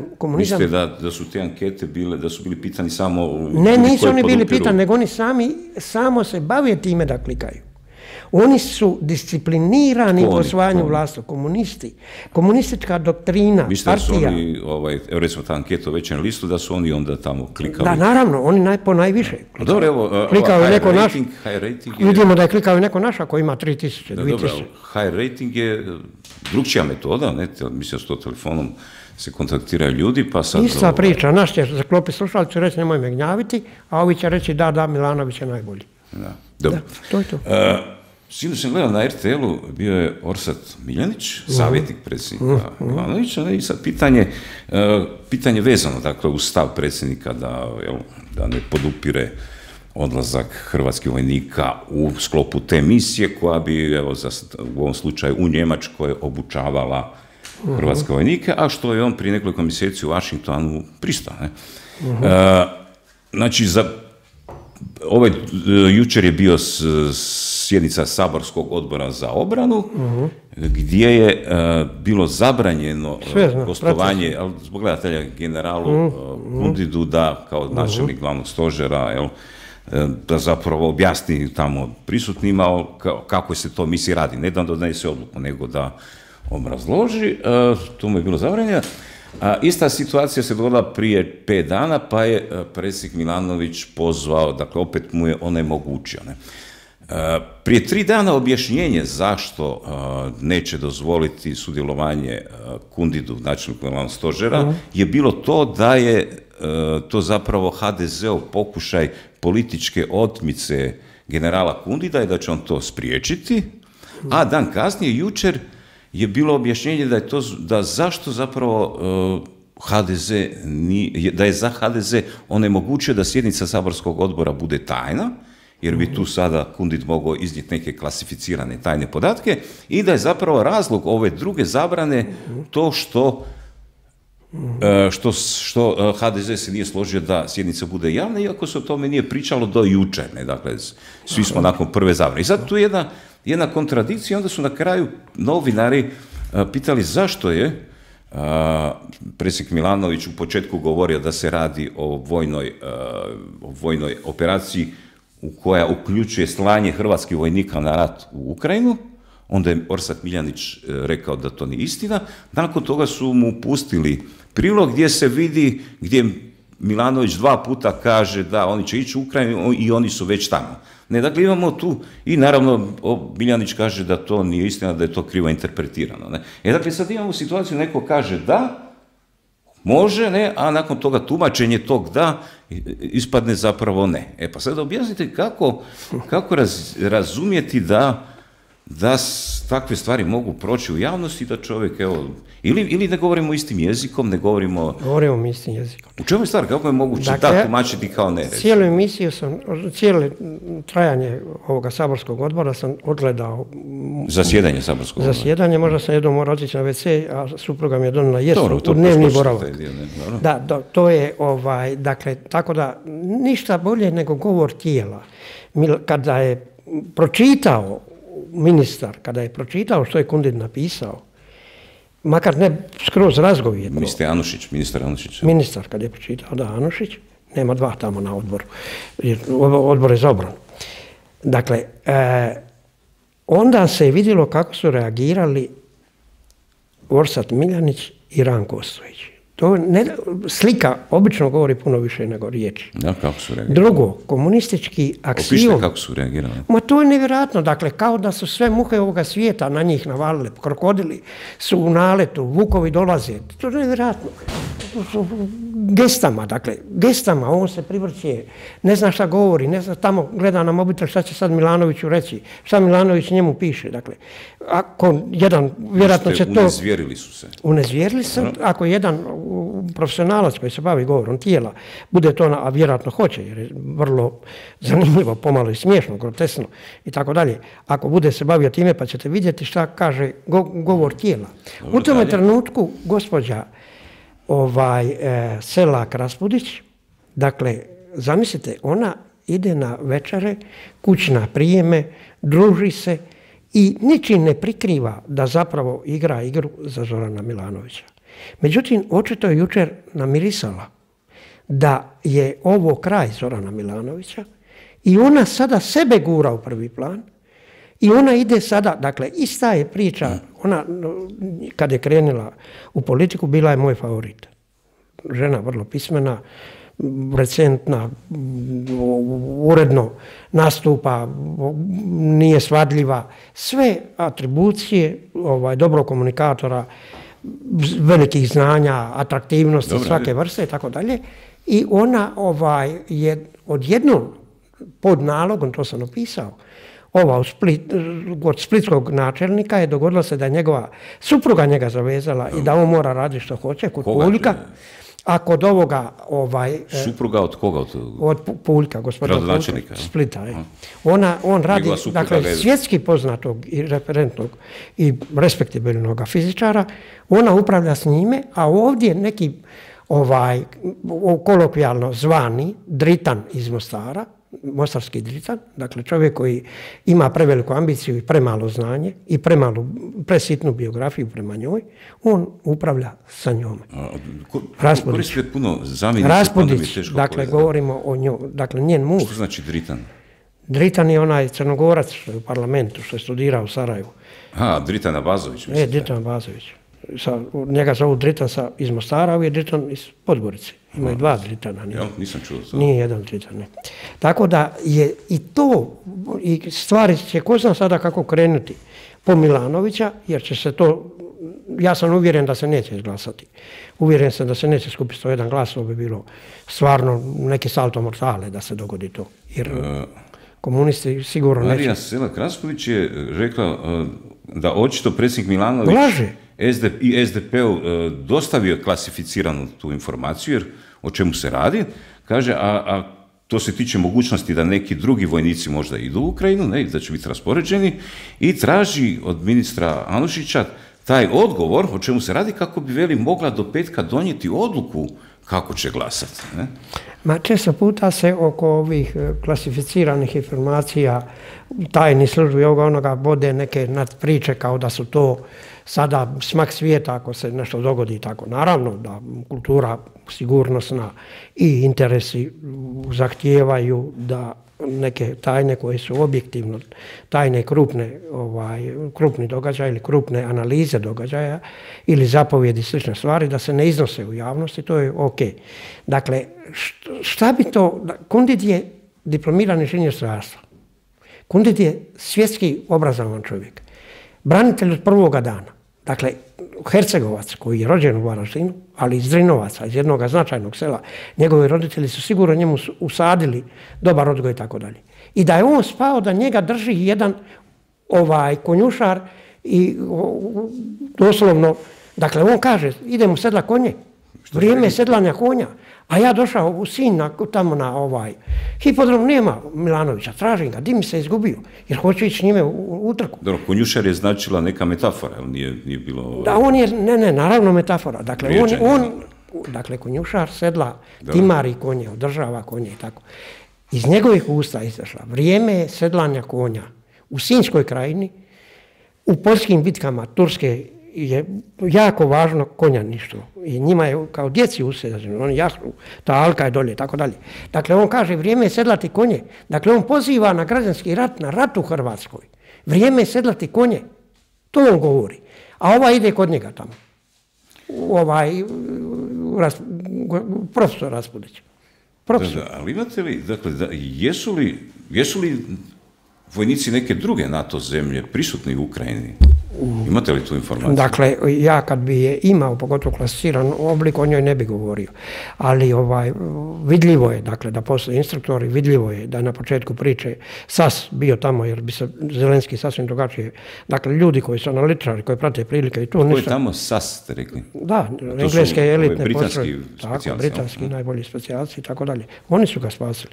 Dakle, svakako da na mnoge načine NATO ne može sebi dozvoliti da bude poražen od neke Rusije. I on će činiti sve na sve moguće načine. Jasno, NATO je pod demokratskom kontrolom. On njega kontrolira i može mu svak napraviti svašta. I on neće se zaličati.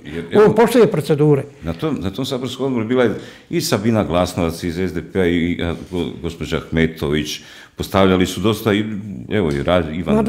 Dakle, cijeli niz ljudi je tu sada otvarao pitanje tog sudjelovanja i zapravo pitanje je bilo je li i jedan vojnik iz NATO-a prisutan u Ukrajini i tu se zanimljiv odgovor ministra Anušića, kaže klasificirani podatak od strane NATO-a imamo u ovoj prostoriji nas 2 ili 3. Ja sam sad ovo naglašao, 10 puta ponovio, hrvatski vojnik ne ide van granica NATO-a. Dakle, on ne to je za nas bitno, a ne da li ide neki ukrajinski vojnik. Dakle, on ne izbjegava odgovoriti na pitanje jesu li vojnici NATO pakta tamo, dakle, neizravno. I onda kaže, ja govorim samo za hrvatske vojnike. Da li to znači da... Točno, vrlo dobro, Anušić je izrastao, vrlo dobra političara, sviđa mi se. Je to zato što nema vojnika NATO pakta tamo ili on ne želi o tome govoriti? On je naglasio da je informacija klasificirana i klasificirana u tome dijelu ima li ili nema li. Dakle, to je logično. On kaže, što ćemo se mi baviti, što druge zemlje rade tamo? Mi se bavimo sa sobom. Što mi možemo doprinijeti tragediji žrtvi Ukrajine i moramo biti prema njima iz 100 razloga. Prvo što je to naša pradomovina, to niko još do sad nije rekao, a ja kažem da je to hrvatska pradomovina i mnogi drugi ljudi koji znaju što je iranska teorija. A drugo, oni su nas prvi priznali, oni su nam pomagali na sve moguće načine ilegalno. Jesmo li mi legalno vozili oružje iz Ukrajine? Kako kao embargo? A mi uvozimo migove i od Rusije najviše. Od Rusije najviše. Jednako su nam pomogli. Cijela Njemačka, sve baze u istočnoj Njemačkoj su prišle tu. To je naravno. Dobro, ali tu je zanimljivo da... Naravno da smo od Rusije dobili. Evo i gospođa Ahmetović traži ta pitanja. To danas nije opasno reći. Sandra Benčić je pitala, prebacila temu misije Hrvatske u Libanonu i sad on kaže, Anušić, da su tamo evakuirali ljude i da zbog situacije, ne. Pa ispada sada i Benčićka i da je Kekin koja je postavila pitanje zašto sjednica nije zatvorena za javnost, kako to da nitko prethodnih dana nije to spominjao, ne. Dakle, tu vidi se da ima puno upitnika, ne. Pozorno slušajući gospođu Kekin, koja je se puno, kako bi se to reklo, umila.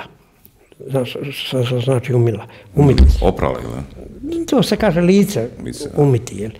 Dakle, ona je, od kada je krenula u izbornu kampanju, posve druga osoba. I vrlo zanimljiva osoba. I ona je sada vidjela, kao što je Raspudićka vidjela, njihove su baze, tobože, za neuke, one su obe ljevičarke, sada i zastupaju te interese, to je neupitno, a Kekin sada vidi sebe kao lidera ljevice. I normalno da ona koristi to, ona je otišla puno dalje od toga što vi govorite. A to je da je otišla prema tome da ona sada jednako kao i Raspudićka govori o predsjedniku Milanoviću. Jednako i još oštrije. Još oštrije. Znate da oni inače se ne vole, jer su na istome polu. Tko se ne voli? Možemo i SDP. Dakle, oni nisu mogli, oni su išli na izbore odvojeno. Sve drugo je išlo sa SDP-om. Sa ljevice govorimo, je li tako? Da. Naravno da je Most ljevica, naravno da je Miro Bulj ljevica, ali oni nisu išli s njima. Miro Bulj ljevica? Naravno da je ljevica. Miro Bulj po podrijetlu, po ponašanju i po svemu drugom. Ali to ako budemo poslije pri kraju o predsjedničkim izborima, pa ću vam neke pekanteri reći. Da. Sad... Vice Buljana i Pensin produkt. Rasprava kraj tjedan bi valjda će biti glasanje ili ne. Mislite da neće biti izglasan u Saboru, da neće biti gotovo sam siguran da neće, jer je previše. Dakle, Most ne može popustiti kad bi htio. Ne znam kako će se ponašati vjeroučitelj sa Rijeke, jedino mi on Hoće li biti neke posljedice za Hrvatsku ako Hrvatska neće nikakve posljedice biti. nikakve, šta je to ništa ne znači. Dakle, svijet razumije u kakvom mi kaosu znači, i do kole mjere hibridni rat. To je samo za Hrvatsku važno pitanje, a za nikoga. Tako je, ovo je prije svega prvorazredno političko u kontekstu izbora. To ništa, ovdje nema nikakvih posljedica, hoće li doći 2 časnika ili neće doći. Hrvatska ima ljudi koji rade svoj posao kao plaćenici. Nisu u strukturama. Ko smeta nekome plaćenome?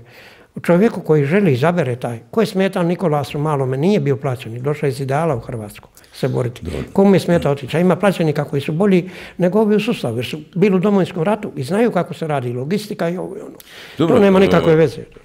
Znači, evo, možda za 1 mjesec dana će i službeno ili mjesec i pol dana će službeno krenuti. Koja je vaša procjena? Kako će proći kandidati na izborima u prvom krugu, kako drugom? Najvažniji kandidat ovih izbora je Zoran Milanović i sve će ovisiti o tome kuda će ova lavina koja njega pomalo mete, koja ga je razobličila, koja je dokazala da je lažov i sve drugo dalje, ona je njega uništila, a ništit će ga još više jer je on sada u jednome kaosu. On ne zna kako iz kaosa izići.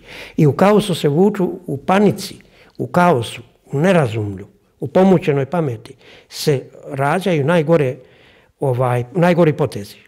Dakle, najvjerojatnije će on je sam sebi došao glave. Da je on bio jedan moderan ljevičar i da je htio raditi. Čime si je došao sam sebi glave? Na što misli? Svojim istupima, svojim izjavama, svojim postupcima. Neki posebna izjava? Sve. Čitavo vrijeme u kontinuitetu on se ponaša isto. Samo vi će dobija najveću potporu? Neka spustimo ankete, to nemojmo o tome uopće raspraviti. Ne, ja njega ne podcjenjujem u smislu favorita izbora. Dakle, nemojmo misliti iz drugih razloga. Jer hrvatsko biračko tijelo neće izići. Temeljna stranka. Mislite da će biti slaba izlaznost? Ovako, temeljna stranka, stožerna stranka koja je stvorila državu, imala niz negativnih stvari. Pustimo to za Plenkovića ne može reći. Nema od 200.000 članova jednoga kandidata. Kakva je to poruka? Kakva je to poruka? Poruka je ili se ja zalažem za Milanovića pa ću ga držati još godinama na ledu i ruga se s njime, kao što se cijeli svijet ruga s njime. Dobro. Da li je to hotimična priča ili nije, recimo, to se da problematizirati. Evo, čuo sam, dakle, neke teorije nekih analitičara je upravo to što ste rekli da Andreju Plenkoviću odgovara da Zoran Milanović bude još jedan mandat na... Svaki analitičar... Kako? Jednostavno, držat će ga... Što bi Andrej Plenković imao toga, kakvu korist? Ajmo, vi ste rekli da su oni slični. Oni su posve različiti. Oni su slični po genezi, po nekim životnim putevima i tako dalje, to je nesporno. Međutim, čovjek se mijenja i tako dalje, tako dalje. Silna je razlika između njih. Plenković ima volju za moć i za tu volju ugrađuje energiju, silnu energiju, ne čas ovdje, čas ondje, bori se, donosi, gradi, radi. Njegov brod ne valja. Njegov brod je popucao. Ko je ministrica Obuljen? Ko su drugi ministri kod njega? Njega to ne zanima. U njega funkcionira sve. Super. Kad mu neki ministar ne volja, počne se baviti kriminalom, smijeni ga. Šta sad? Ima pravo na to i gotovo. Ovaj je neradnik sa velikom ambicijom. Neznalica. Mislite Milanović? Da, tako. Njegov taj pandan, suprotno. I jedan i drugi imaju izuzetno visok stupanj taštine. I Plenkoviću godi, on njega melje od kada je ovaj ušao na Brno, svaki put upadne u potok. Svaki put. Nijedan jedini duel nije dobio. 20 puta pokuša organizirati rušenje vlade i rušenje ministra, ne uspijeva. Ovi ga poslije smijeni. Ruga se s njime. Je li to vidljivo? Jer vi kao novinar koji se bavi gotovo koliko i ja dugo ovim poslom, uočavate šta on radi s njime. I njemu godi ova priča. Ono što ne godi hrvatskom ugledu u svijetu, ne godi hrvatskim prosperitetima. U ovome trenutku se na jugoistoku Europe rade velike stvari. I tu će trebati veliki ljudi. Zapad će birati, neće nam Amerikanci doći upravljati. Kad se jednom konsolidacija jugoistoka Europe, kad se ove zemlje uđu sve, uključivo Srbiju kad uđu u Europu. Pa ćete vidjeti onda koliko se kadrova tražiti. A šta ćemo mi reći, evo vam Zorana Milanovića, sa Bubljaka, sa Arizone, pa ja njega ne bi stavio da prodaje na Arizoni šiške. Ali ako, znači, kažete, mislite da je Milanović koristan Plenkoviću jer kroz to koliko ga Plenković, kažete, uspije pobijediti u tim nekim duelima, zapravo dokazuje Ne samo to, nego mu ništa ne da. On njemu ništa ne da. On se ruka s njime. On dođe u svijet, evo, ne dam mu nigdje. Gdje god on hoće, ne dam. Ali to nama šteti. Nama ne volja diplomacija, nama se vojska rasipa i tako dalje. Njihov obračun treba što prije završiti. Njihov obračun. Po cijenu impičmenta Milanovića u ovom ili onom izboru. Ako bude drugi put izabran. Nešto drugo, ne? Da. Sa Plenkovićem nije. Ne. Ako Plenković, kako se to kaže, zabija golove, pobjeđuje Milanovića u svim tim nekim duelima, situacijama i tako dalje. Apsolutno. Kako to da Milanović i dalje uživa toliku popularnost? Još više. Dakle, drvo u koje se, ili vreća u koje se udara ljudi, ili mala mačka koja je nemoćna, ovaj pokušava, dakle, na dvije strane igrati. Jedna je taj takozvani njegov kasno otkriveni nacionalizam. Kod koga on uspijeva? Ordenje, dijeljenje ordena, govoriti da je hrvatski, govoriti protiv Vučića, ovo ono. Šta će on govoriti protiv Vučića? Vučić je sam sebe doveo da mora ući u Europu, Vučić je doveo da mora imati liti i Vučić je doveo da će imati gotov građanski rat tamo. Evo neka ga danas nađu tamo. Znači, Milanović, jel govorite o Milanoviću, da Milanović ima kasno otkriveni nacionalizam, jel? Tako je. On sada je postao nacionalist gori nego sam ja bio u mladenačkoj dobi. Šta on priča? O strukturi države, o poziciji. Dobro, evo ankete 35%. Jedan političar nema toliko potporu kao Milanović. Ankete mu neće biti garant. One pokazuju stanovite trendove, to je nesumnjivo. I u ovome trenutku sigurno je, u ovome trenutku i ja, kao, dakle, neovisan analitičar, tvrdim da je on u ovom trenutku sigurno najbolje pozicioniran. Kad bi se bilo koje ankete, osim Hrvatske, proveli, te se neće provesti. Ali sve ove druge u mainstreamu, narodnome, ovome, onome, medijima, tu će on... Pa šta mislite da su, recimo, u drugom krugu... I ti će glasovati. I on će biti predsjednik, da. Dobro, recimo da su u drugom krugu Milanović i Plenković. Tko bi pobjedio kad bi se dogodila takva situacija? I tada bi bilo upitno iz razloga što je i protiv Plenkovića nagomilana velika količina gnjeva svake vrste, potrebne i nepotrebne, potrebne sa desnice, nepotrebne s ljevice, jer on radi sve drugo dobro za državom, a ono u čemu ga mi kritiziramo, dakle mi ga kritiziramo u njegovim postupcima i izboru kadrova. I tome da pristane na to da dijeli vlast nekim. A ne da dovodi lutke sa špaga u svoju blizinu i tako dalje. Dobro, kad bi ocjenjivali, evo recimo spomenuli ste ministricu Obuljen, što ja kad pogledam cijeli niz nekih njenih poteza od toga da je nekakvim poreznim makinacijama literaturu Slobodana Praljka,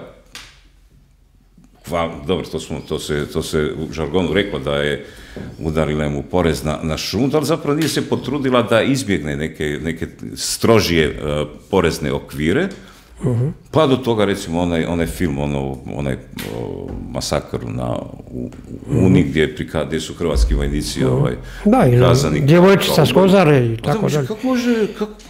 Ona pomaže djevojčice s Kozare. Kako može tako nešto financirati? Može. Evo, pa i osobno sam imao s njom neku prepisku kad sam sa predsjednikom Sabora se dopisiva nešto i ona se odmah javljala javljali smo se na neki natječaj na HRT gdje su nas odbili sa smiješnim, jel se sjećaš Domagoj? Odbićete. Gdje su nas odbili sa smiješnim obrazloženjem i bila je priča da je to zato jer je ministrica Obuljen tako ne. I sad ja o tome izvještavam, dakle, prema Saboru, nju stavim u CC, jel, i ona se tu odmah javlja, to nije istina i tako dalje. Dakle, prvo, iz kojeg razloga se uopće javila na tako nešto, a drugo, zašto se dovede uopće u situaciju da netko može tako nešto posumnjati, ne? Osim domaćih prilika, postoji evropska politika. A mi smo ušli u Europu. Dakle, i Francuska i Njemačka su ratovale, ali to su civilizirani narodi. Sasvim drugačije je ovdje. Sasvim drugačije je ovdje priča. To Europa ne vidi, ne zna naše prilike, našu povijest i tako dalje i tako dalje. Dakle, tu moramo povući jasnu crtu. Što smo mi necivilizirani narod? Ne, Srbi su necivilizirani za politiku. Oni u politici samo gledaju isključivo ništa ne raditi, krasti i živjeti na tuđi račun, na tuđoj grbači. To je srpske vlade. Nema je, ne postoji koja nije bila takva. Od kralja, ja ne govorim o narodu. Ne, ma kakvi narod? Narod srpski je ispravan, on pokazuje otpor, rezist prema ovome režimu. Šta ovaj radi sada? Šta ovaj radi? Ne pljačka. Ne pljačka. Pljačka, a drži ga Evropa. Ali će ga držati Evropa dok ne mu bude trebalo, dok ne uvede ga i dok ne ga razdvoji od sijamskog blizanca Putina. Razdvojila ga je. Nema ga ukazano. Nema ga. Došao mu veliki partner.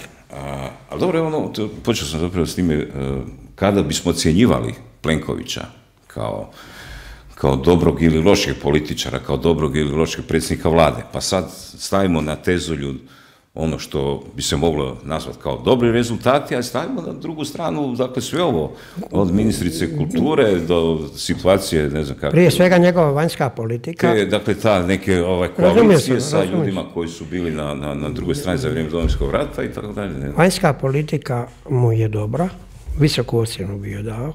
Gospodarstvo bi moglo biti puno bolje, ne samo zato što u njemu ima još uvijek velikih nasluka korupcije, napose od lokalnih šerifa. Sad su lokalni šerifi, nisu više ministri u igri i šefovi velikih državnih kompanija, nego lokalni šerifi rade to što rade.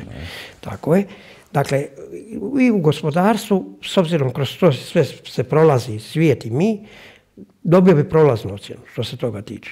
Što se tiče borbe za identitet, demografiju i neke druge nama vitalne teme identiteta, teme opstanka, teme nerashrvaćivanja, teme nemljevenja nacije, on po mojim kriterijima mora uzeti puno snažnih hrvatskih kćeri i sinova i zato bi bilo dobro da jedno od ovih dvoje naših desničara pobjedi na ovim izborima, jer bit će vrlo opasno ako inače nije dobro u demokracijama. Dakle, ja sam između ostalog studirao i politologiju. Koji dvoje desničara? Govorim na Tomislava Jonjića i na Branku Lozu. Dakle, da ih prihvati kao kandidate ili da ih je prihvatio kao kandidate, primjerice Tomislav Jonjić je u ovom trenutku izvan državnih struktura, naravno, govorim pod uvjetom ukoliko bi oni to željeli. A svak bi želio, ako bi dogovorio unaprijed aranžman pod kojim uvjetima on ide u tu priču. Da li će on biti tamo lutak ili će biti osoba sa integritetom, sa svojim znanjima i sa svojim odlukama. To je vrlo u ovome trenutku. A drugo, on mora vršiti radikalnu... O Plenkoviću cijelo vrijeme govorimo. Dakle, dobro, neka zamjenicu upotrijebiti da ne govorimo stalno Plenković. Sad smo o Jonjiću, pa onda Ne, Plenković, ja govorim kontekstu Plenkovića u Jonjiću i Lozu. Plenković bi morao bitno promijeniti i svoj sastav vlade. Ja mu ne mogu to narediti. Niti od njega, u demokraciji on ima vlast. Uloga oporbe je da ga smijeni. Ako nema bolje oporbe, on se može ponašati kako hoće. To se meni ne sviđa. Dakle, ja imam pravo na moje mišljenje da mi se to ne sviđa. Ali ja ne tražim puč, niti ultimatum da on promijeni svoju strukturu. On kaže, moja struktura najbolja u zemlji, ja je želim vidjeti ovako, ona daje rezultate i šta sad? Evo, sad u ovom trenutku, kad biste imali moć da ovako uzmete onaj ekran, onu dizalicu i recimo podignete Plenkovića, možete ga staviti sa strane ili ga vratiti na njegovo mjesto. Ako biste ga stavili sa strane, koga biste iz Hrvatske stavili na njegovo mjesto? Teško koga. Zapravo, prvo su tome dva razloga. Mi do sada nikada nismo birali u Hrvatskoj u svim izborima, lokalni i ovim. Mi u pravilu biramo protiv onoga koga ne želimo. Dakle, biramo protiv, ne biramo za. Aha. Jer je ponuda kandidata. Ja znam tisuće dobrih momaka i cura. To su no name. Oni ne znače ništa. Pa ne znate nekoga ko bi taj posao radi bolje od Plenkovića? Predsjednika vlade u ovom trenutku teško je od ovih etabliranih, a kažem, ima tisuće nekada... A nekoga koji nije poznajete? Ne govorim, ja neću govoriti sad o imenima ljudi koje ja poznajem, nego koji su u areni, koji su analitičari, nastupaju na televizijama i onome. Ima, dalo bi se naći tu... Koga biste bolje od njega mogao baviti taj posao? Svaki čovjek koji se razumije dobro, dakle koji je dobro obrazovan, to je prvo. Možete li ime i prezime reći, pada na pamet neko? Pa u ovom trenutku teško mi se odlučiti za neko prezime. Prvo radi ljudi čije bi prezime izgovarao, a drugo... Ali mogli biste izgovoriti, da? Ne, ja govorim da ih ima. Dakle, ja ne dvojim da ih ima. Ima i stotine. Je li ima u HDZ-u nekog ko bi to radio? Naravno da ima, 200.000 ljudi, nije moguće samo po sebi. Nekoga, ko bi ovo što je meni, dakle, ja pratim rad ministra Anušića dugo godina. Zanimljiv mi je, jako mi je zanimljiv. Jer je vojnik iz nekih drugih razloga. On je toliko napredovao u politici. Čovjek ima oskudno obrazovanje. A napredovao je toliko u politici da bi mogao čak vršiti što je to predsjednik vlade. Predsjednik vlade je menadžer koji će okupiti dobar tim ljudi. Dobro, jasno, to je... Stranački ili nestranački, to je nebitno. Recite, dakle, izbori su... Nije samo Anušić, recimo HDZ, hoću vam reći to. Od ovih kandidata koji su sada izloženi za mjesto predsjednika države, spomenuli ste Jonjića i gospođu Lozo, koga biste vi tu, šta mislite kakvi su njihovi izgledi za taj prvi krug i tko bi od njih bio bolja opcija za hrvatski narod? Kada bismo mi danas se odlučili i kad bi se Josip Jurčević, profesor, on navješta tu svoju predsjedničku, nije kasno, mi ne znamo. Povjesničar Josip Jurčević. Da, on se želi kandidirati po svem sudu za predsjednika države. Moguće. Ali ako neće on hoće, sigurno će biti puno još iznenađenja koji će se sve kandidirati. Od ovih postojećih kandidatura treba jasno razlučiti. Postoje samo 2 kandidata desnice. To Dragan Primorac nije. Dakle, on prvo svega nije zato što to je čovjek koji ima respektabilnu. Ja cijenim gospodina Primorca, cijenim njegova postignuća. On je bio na dnu komunističkog hranidbenog lanca, njegov otac je bio neki milicajac, ako se ne varam. Tako, dakle, na dnu lanca hranidbenog nije bio kao, recimo, Zoran, čiji je otac bio šef, a taj njegov otac je pri kraju života izvrstan politički stav imao, dakle on je bio i tada ispravan, on je bio Tripalov šef kabineta, u ono vrijeme to nije mala pozicija.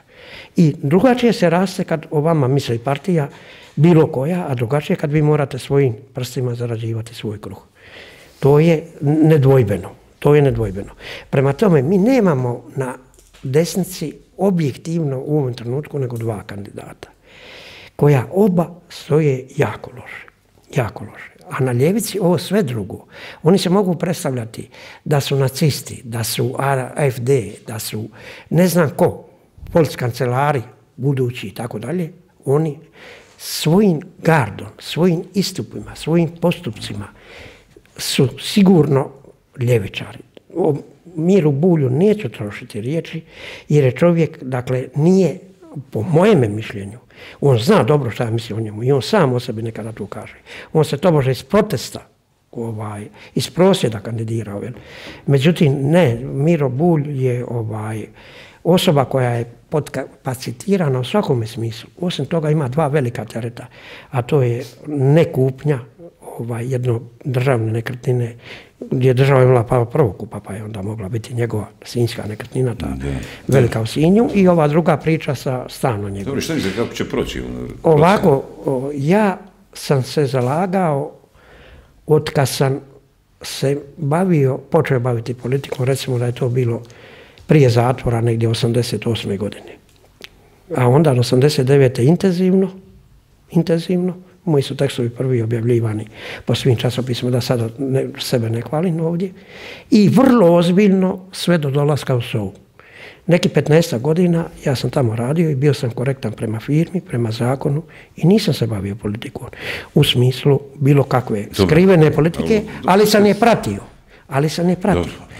Ovo i 2 kandidata poznajem jako dobro, jedno i drugo. Jedna, gospođa Lozo, je meni poznata iz studentskih dana, nešto je mlađa od mene, zajedno sa mnom išla u Palmotićev vjeronauk, zajedno sa mnom i tako se, zajedno s našim društvom, tu je Stjepan Lozo i ja kao bili najistureniji, u pokretu mi u Palmotićevoj ovdje uopće u društvenim, legalnim, ilegalnim postupcima dijeljenja letaka i onoga što smo sve radili, bolje da ne pričam ovdje sada. Ja Branku Lozo poznajem kao vrlo čestitu i ispravnu osobu. I u jednom mojem komentaru koji je izišao javno, rekao sam sljedeće. Između Tomislava Jonjića i Branke Loze ja sam izabrao mojega favorita. To je Branka Lozo. Jer je žena, jer ja ovdje racionalno govorim. Jer iza nje stoji velika stranka sada, koja ima infrastrukturu i koja ima veliko potencijal. Branka Lozo, ako ništa drugo, ima šansu napraviti tu stranku još moćnijom, još ispravnijom, jer svakim danom vidimo da ta stranka raste sa ljudima od autoriteta, sa ljudima od referenciji, sa ljudima od životnih postignuća, dakle doktora, profesora, ovoga, onoga. I dobro je što ona ide u izbornu kampanju, ako ništa drugo, konsolidirat će i razbuktati priče, konačno priče na desnici. Mislim da je to Božje poslanje. Što se tiče Tomislava Jonjića, ja sam s njime, on je moj kum, proveo sam dio života s njime, dakle bio mi je prvim suradnikom dok sam uređivao Imotsku krajinu. Dijelili smo, bio mi je doslovno u moj život smo jedan drugome ušli, cijeli život smo u korektnim odnosima. Onda sam rekao, ako kojim slučajem Branka Lozo izgubi, a Tomislav bude novi hrvatski kralj, istim emocijama ću govoriti o njemu, kao što sada govorim o njoj. Ali a priori sam protiv toga, a sada je Tomislav Jonjić na tome tragu napisao jedan dobar tekst, ako se bude držao toga, a to je da uviđa da nemaju nijednu šansu, da uludo troši se novac i vrijeme, sve će se to zaboraviti. On ima ambiciju stvoriti HSP, ali to je mrtvac kojeg se nikad neće vratiti na političku pozornicu, a ovo će se vratiti, jer ovo ima potencijal. Ova priča sa Dominom. Ja. Dobro, znači... Prema tome, ja pozivam njih da se dogovore. Ne moraju oni sami dvoje. Može 10 ljudi ozbiljni koji će moderirati priču. Pa i oni će dao taj prijedlog javno. Je dao i javno, neka drži do toga. A ja ću činiti sve sa mojim poznanstvima da dođe do toga da se oni nađu. Kažete da iza Branke Lozo stoji stranka, sustav, dakle da ima, kako bi rekli, ko u utrci, ona ima bolje gume, recimo. Ne? Tak, ne? A kad bi recimo imali iste gume i Tomislav Jonjić i Branka Lozo... Svejedno morate se odlučiti za nekoga. Pazite, 40 godina nije malo u životu jednog čovjeka. Ja sam u ovaj grad došao prije otprilike 50 godina. A kad bi imali jednaku logistiku, jedan i drugi, za kog bi se onda odlučili? Kad bi imali jednaku logistiku, Tomislav Jonjić bi pobjedio, ne bi se trebalo odlučivati. Ako bi ko pobjedio, ali neće niko pobijediti. Ponavljam, oni će izgubiti jedni i druge izbore. Ja se zauzimam za to da što prije sjednu za zajednički stolac i da, ako nikako drugo, šibicama ili kockom odluče ko će biti kandidat. Znači, ne vjerujem u nikakva čuda. I tada ne vjerujem u čudo. Ali to bi gromoglasno odjeknulo. Vjerujte mi, ja pratim posao vrlo ozbiljno. Sa svih mogućih izvora informacija. Vrlo kvalitetno bi odjeknulo u Hrvatskoj taj njihov potez. A ima mjesta za jedno i za drugo. Jedno će biti predsjednik, drugo će biti savjetnik, recimo za nacionalnu sigurnost ili neko drugo područje. Ili će biti visoki diplomat u zemlji Americi ili nekoj drugoj, Njemačkoj, koje nama odgovara i tako. Zašto se oni ne mogu dogovoriti? Osim ako imaju osobne sujete taštine. Neka se dogovori. Evo, i vi ćete vjerojatno sigurno navijati za tu priču. To je pitanje koje se već par stotina godina ponavlja. Ajmo ga jednom odgovoriti. Da, znam ja da se postavlja. Bio sam akter ti priča. Šalju nam ljudi. Pa zašto se vi između sebe, znate, ljudi očekuju, ljudi misle da... Ne, ovdje je sad nužno. Ovdje je nužno jer su vremena vrlo, vrlo ozbiljna. Osim samih izbora i predsjednika države. Imate li dojam da se hrvatska desnica nekako kompromitirala i sad ovim zadnjim događajima, raskolom u Domovinskom pokretu? On je bio kao da je to bio sad neki zadnja nada onog brenda. I nije. Svaki raskol u nekoj stranci u pravilu znači loše. I za koga sada, iza kog se sada svrstaje? Ja sam apsolutno svrstaje na stranu Domina, apsolutno. A dobro, oni su tek krenuli sad, ne možemo ih još ja sam, evo, mogu to otkriti, u vrlo ozbiljnim pregovorima da uđem u tu stranku. Ali naravno, neću prodati kožu. Mene ne zanima interes. Ja sam riješio moju egzistenciju. I egzistenciju moje djece. Njih 6 fakulteta, svi su prerješćevani na stambenog pitanja i tako dalje i tako dalje. Ja nemam interesa u politici, ali moj interes je da naplatim šta sam za ovu državu propatio. Kako mislite naplatiti? Naplatim u satisfakciji, u moralu, u postignućima, da ugledam konačno onu Hrvatsku za koju se čitavi život bjesomučno bori na uštrb sebe, svoje obitelji. Bjesomučno, kao ilegalac, zatvorenik, obavještajac, vojnik, na najvišim mjestima. Ono što ja znam o Domovinskom ratu. Dakle, zadnja godina Domovinskog rata je ozbiljna priča. Prva godina je ozbiljna obrana, a zadnja godina rata je definicija priče u jugoistoku Europe. I tu se svašta vidjelo, a ja sam bio u najbližoj blizini toga. Dakle, bio sam u zbornom području, pomoćnik najznačajnijih operativnih grupa, od toga je njih sada 5-6 generala, među njima i Kotromanović, i njegov sam pomoćnik bio, zato sam ga uzeo za kuma. I drugi generali koji su sada još djelatni i koji nisu djelatni, ali su mahom čestiti ljudi, a mislim da su od mene puno pametnih čuli, pogotovo kad je u pitanju Hrvatske. Ok, ali evo sad, s obzirom na 40 godina iskustva u toj političkoj areni, na ovaj ili onaj način, 2 godine zatvora, taj neki agitacije iz vremena Jugoslavije, kasnije uključivanje na raznim kombinacijama i opcijama. I sad, kao otac, suprug, prijatelj, dakle u tom jednom hrvatskom miljeu društvu živite i poznajete to, imate i dojmove, iskustva, a osobito i to ratno vrijeme, gdje ste vidjeli kada se nešto sa puno srca, ljubavi, emocija, i kako to, evo, sad kad smo vidjeli, dakle, eto, neka su se nade polagale na Domovinski pokret, prije toga je bio Most u nekoj igri, prije toga, mislim, Bruna Hasanbegović, Bruna Esih, Zlatko Hasanbegović. Opet Tomislav Jonjić, jasno. Da, Tomislav Jonjić, pa bile su onda te razne frakcije HSP-a, pa onaj blok za Hrvatsku, sjećate se, pa... Bio sam u njemu. No, mislim, cijeli niz, pa Zvonko Bušić kad je tu pokušavao onaj hrvatski plamen kupiti, i stalno su tu neke inicijative koje nikako da se realiziraju. Sve dođe do neke točke, onda se uruši. Je li sada situacija da se sve porušilo, da više nema nikada, ili je to jedna od faza, pa će kroz neko vrijeme se nešto... To je faza. To je lutanje naroda u pustinji. Narod izraelski, izabrani, 40 godina luta. Mi smo na 33. na Kristovim godinama. Kažu da, evo, neki dan sam čuo da je u Bibliji izabran broj 40, zato jer su onda ljudi živjeli puno kraće. Pa je to bio kao životni vijek. Sigurno. U toj logici onda bi danas naša pustinja trebala trajati koliko, 75-80 godina? Ja ne znam hoće li naša... Dakle, Andrija Truković je rekao ovome Nobilu u Zagrebu, sinko, ja ne znam hoću li ja dočekati tu svoju nezavisnu, ne takozvanu državu. Ali vi sigurno hoćete. Jeste vidjeli to? Jesmo. Znači, hoće li ova pustinja sada trajati koliko je jedan prosječan... Ne vjerujem, rađaju se novi naraštaj, rađaju se nove okolnosti, puno toga novoga. Mislite da će prije se dogoditi neki preokret? Apsolutno hoće. Dakle, doktor Korski, evo, samo uzmite njega, primjer, doktor Korski je židov, katolik. A to u židovstvu napraviti nije nimalo bezazleno. Izanak obitelji koja je u 3 naraštaja prije njega davala odvjetnike, doktore prava u Osijeku. Predsjednik Marijanske legije, najmlađi doktor Jugoslavije, 21. godini je ikada svih vremena doktorirao. 4 jezika je govorio prije nego je otišao tamo. Sve je dao za Hrvatsku, nije bio ženjen. Sve. Kod mene je bio zadnjih 20 dana, možda godinu, 2 pred smrt, 3 godine, 4 pred smrt, je bio kod mene gost, nije bio gost, nego smo uporno rudarili, radili po srednjoj Bosni i Hercegovini u nakani hrvatskih interesa. Šta mislite kako je on umro? Umro je razočaran, sigurno, ali umro je sa nadom.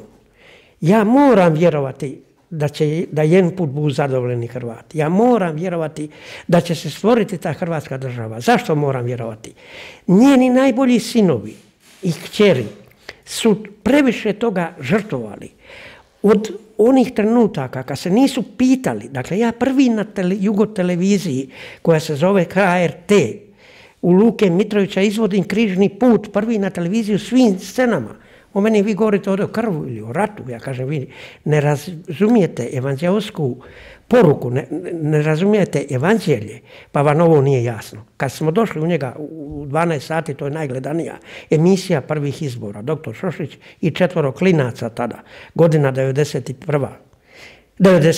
4 klinaca sa njime tamo, ali značajni klinaca.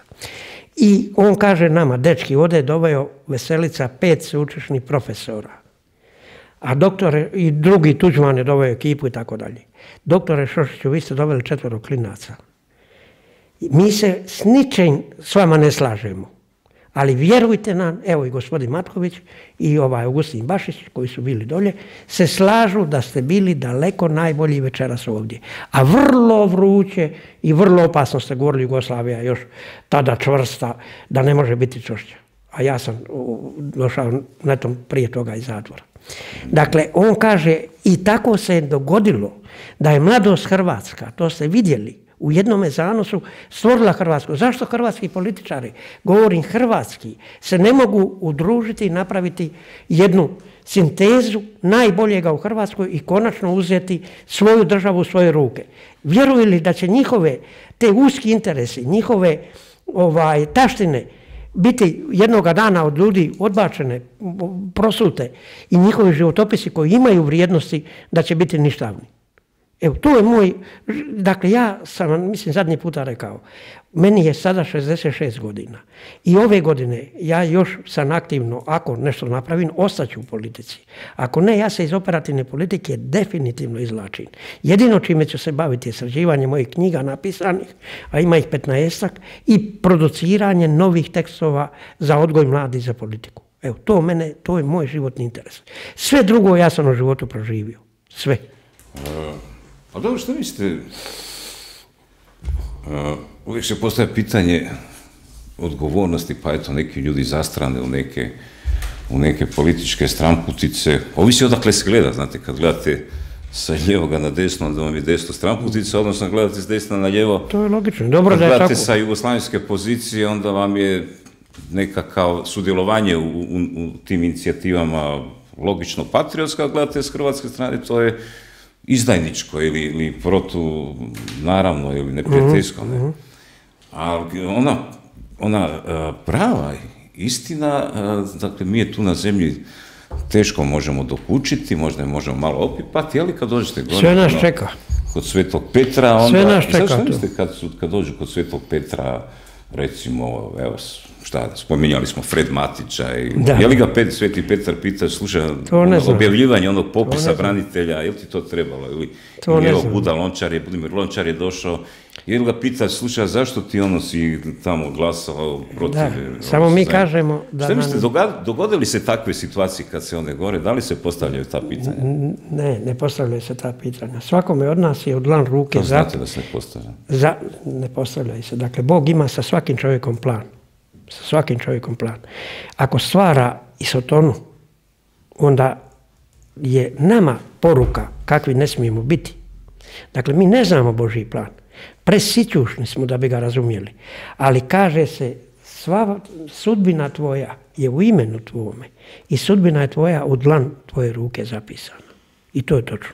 A mi ćemo svi doći na nebo i Petar će nas vjerojatno, i one koji se obrate u zadnji čas, i one koje je poslao da budu zlikovci među nama, da budemo mi bolji. Dakle, teološki, eskatološki gledano, tu je bezbroj kombinacija. Nije jedina kombinacija da će on sada biti sa sabljom i rezati uši, glavu ili šta već ne. Da. Dobro, gospodin Lozo, možda evo za kraj neka prognoza šta nas čeka u sljedećih ne čeka nas ništa dobro. Ratovi su tu na vidiku od Ukrajine, Izraela, evo spominjali smo Koreju. Pišući ovaj komentar o izborima, gdje se tiče Branke Loze i Tomislava Jonjića, nisam nikada teži komentar napisao. 6 dana sam ga pisao. Našao sam se između dvije vatre. I onda mi je i subjektivno bilo teško to opisati. Ali ja sam pisao taj kontekst u ozračju kataklizmičkih doba. Dakle, ja pišem hrvatski izbori u kataklizmičko vrijeme. Zar ljudi ne vide šta se događa po kugli zemaljskoj? Da u jednome trenu nestaju gradovi. Bilo prirodnim katastrofama, bilo još ovim gorim što se može spremiti. I da se mi ne želimo u svojem egoizmu opametiti i voditi računa, a oni koji su racionalniji, inteligentniji, pozvaniji od Boga da svoje talente umnažaju, su dužni, ako upravljaju sudbinama naroda, obitelji, pojedinaca, da to rade na vrlo kvalitetan način. I tako će biti dobro i hrvatskom narodu i svim drugim narodima. A šta nas čeka? Čeka nas, dakle vidite, Napisao sam ja ovaj tekst točno prije godinu dana. Šta nas čeka? Čeka nas vjerojatno pacifička priča, vrlo, ne samo... Kakva priča? Pacifička, dakle rat na Pacifiku. Aha. Dakle, tamo u tome cijelom rejonu je najveći američki interesi. Najveći američki interesi su tamo i drugi američki interes. Sve do sada, do pojave Ukrajine, dakle do 2022. su bili razjediniti Europu i ne stvoriti veliku Europu. Jer anglo-američka alijansa ima dovoljno snage da upravlja... Hrvatska, tu okruženje, šta s nama? S nama, dakle, ovo što se na Balkanu je, vidimo mi šta se te sitne, ovo je sitni eksces, što je Moldavi, dakle, nisu samo ta četvorica uhićenih, njih je bilo i po Srbiji i po ovome onome.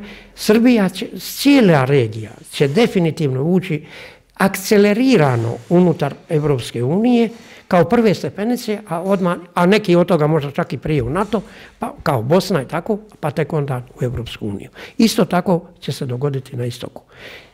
Izmorljivanje, iscrpljivanje Ukrajine, naravno najveću cijenu, ničim dužni, ničim potrebno i dovoljno žrtvovali su Ukrajinci koji se ovo podnose. Dobro, evo, gospodin Lozo, hvala lijepo na gostovanju. Potrajali smo dugo, dohvatili smo se koje čega, bilo je zanimljivo. Hvala. Evo, dragi prijatelji, toliko za ovaj puta.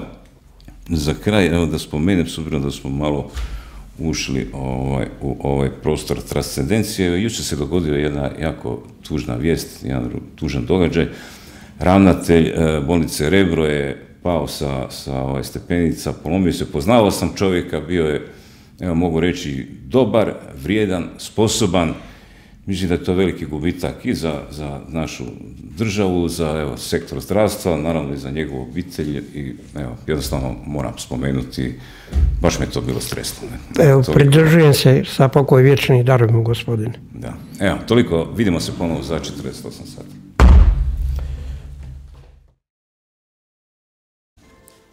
Ovo je četvrta knjiga naše edicije Velebit, Hrvatska na mučilištu, autora Rudolfa Horvata i nažalost ona danas još jednom postaje aktualna.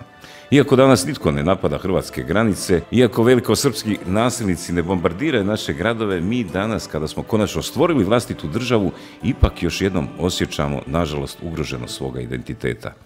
Iz tog razloga nameće nam se danas kao nužnost ponovo izvući iz zaborava sve one političke smicalice, manipulacije i prevare, kao i one svirepe torture, zločine i kriminal koji su Hrvate otjerali u dvije jugoslavenske države. Ova knjiga, Hrvatska na mučilištu, uz pomoć, nažalost, skupo plaćenog, pa stoga i vrlo dragocjenog povijesnog iskustva, razotkriva perfidne metode obmana koje se danas šire suvremenom Hrvatskom i koje pokušavaju ugroziti duhovni i fizički opstanak Hrvatske države i naroda.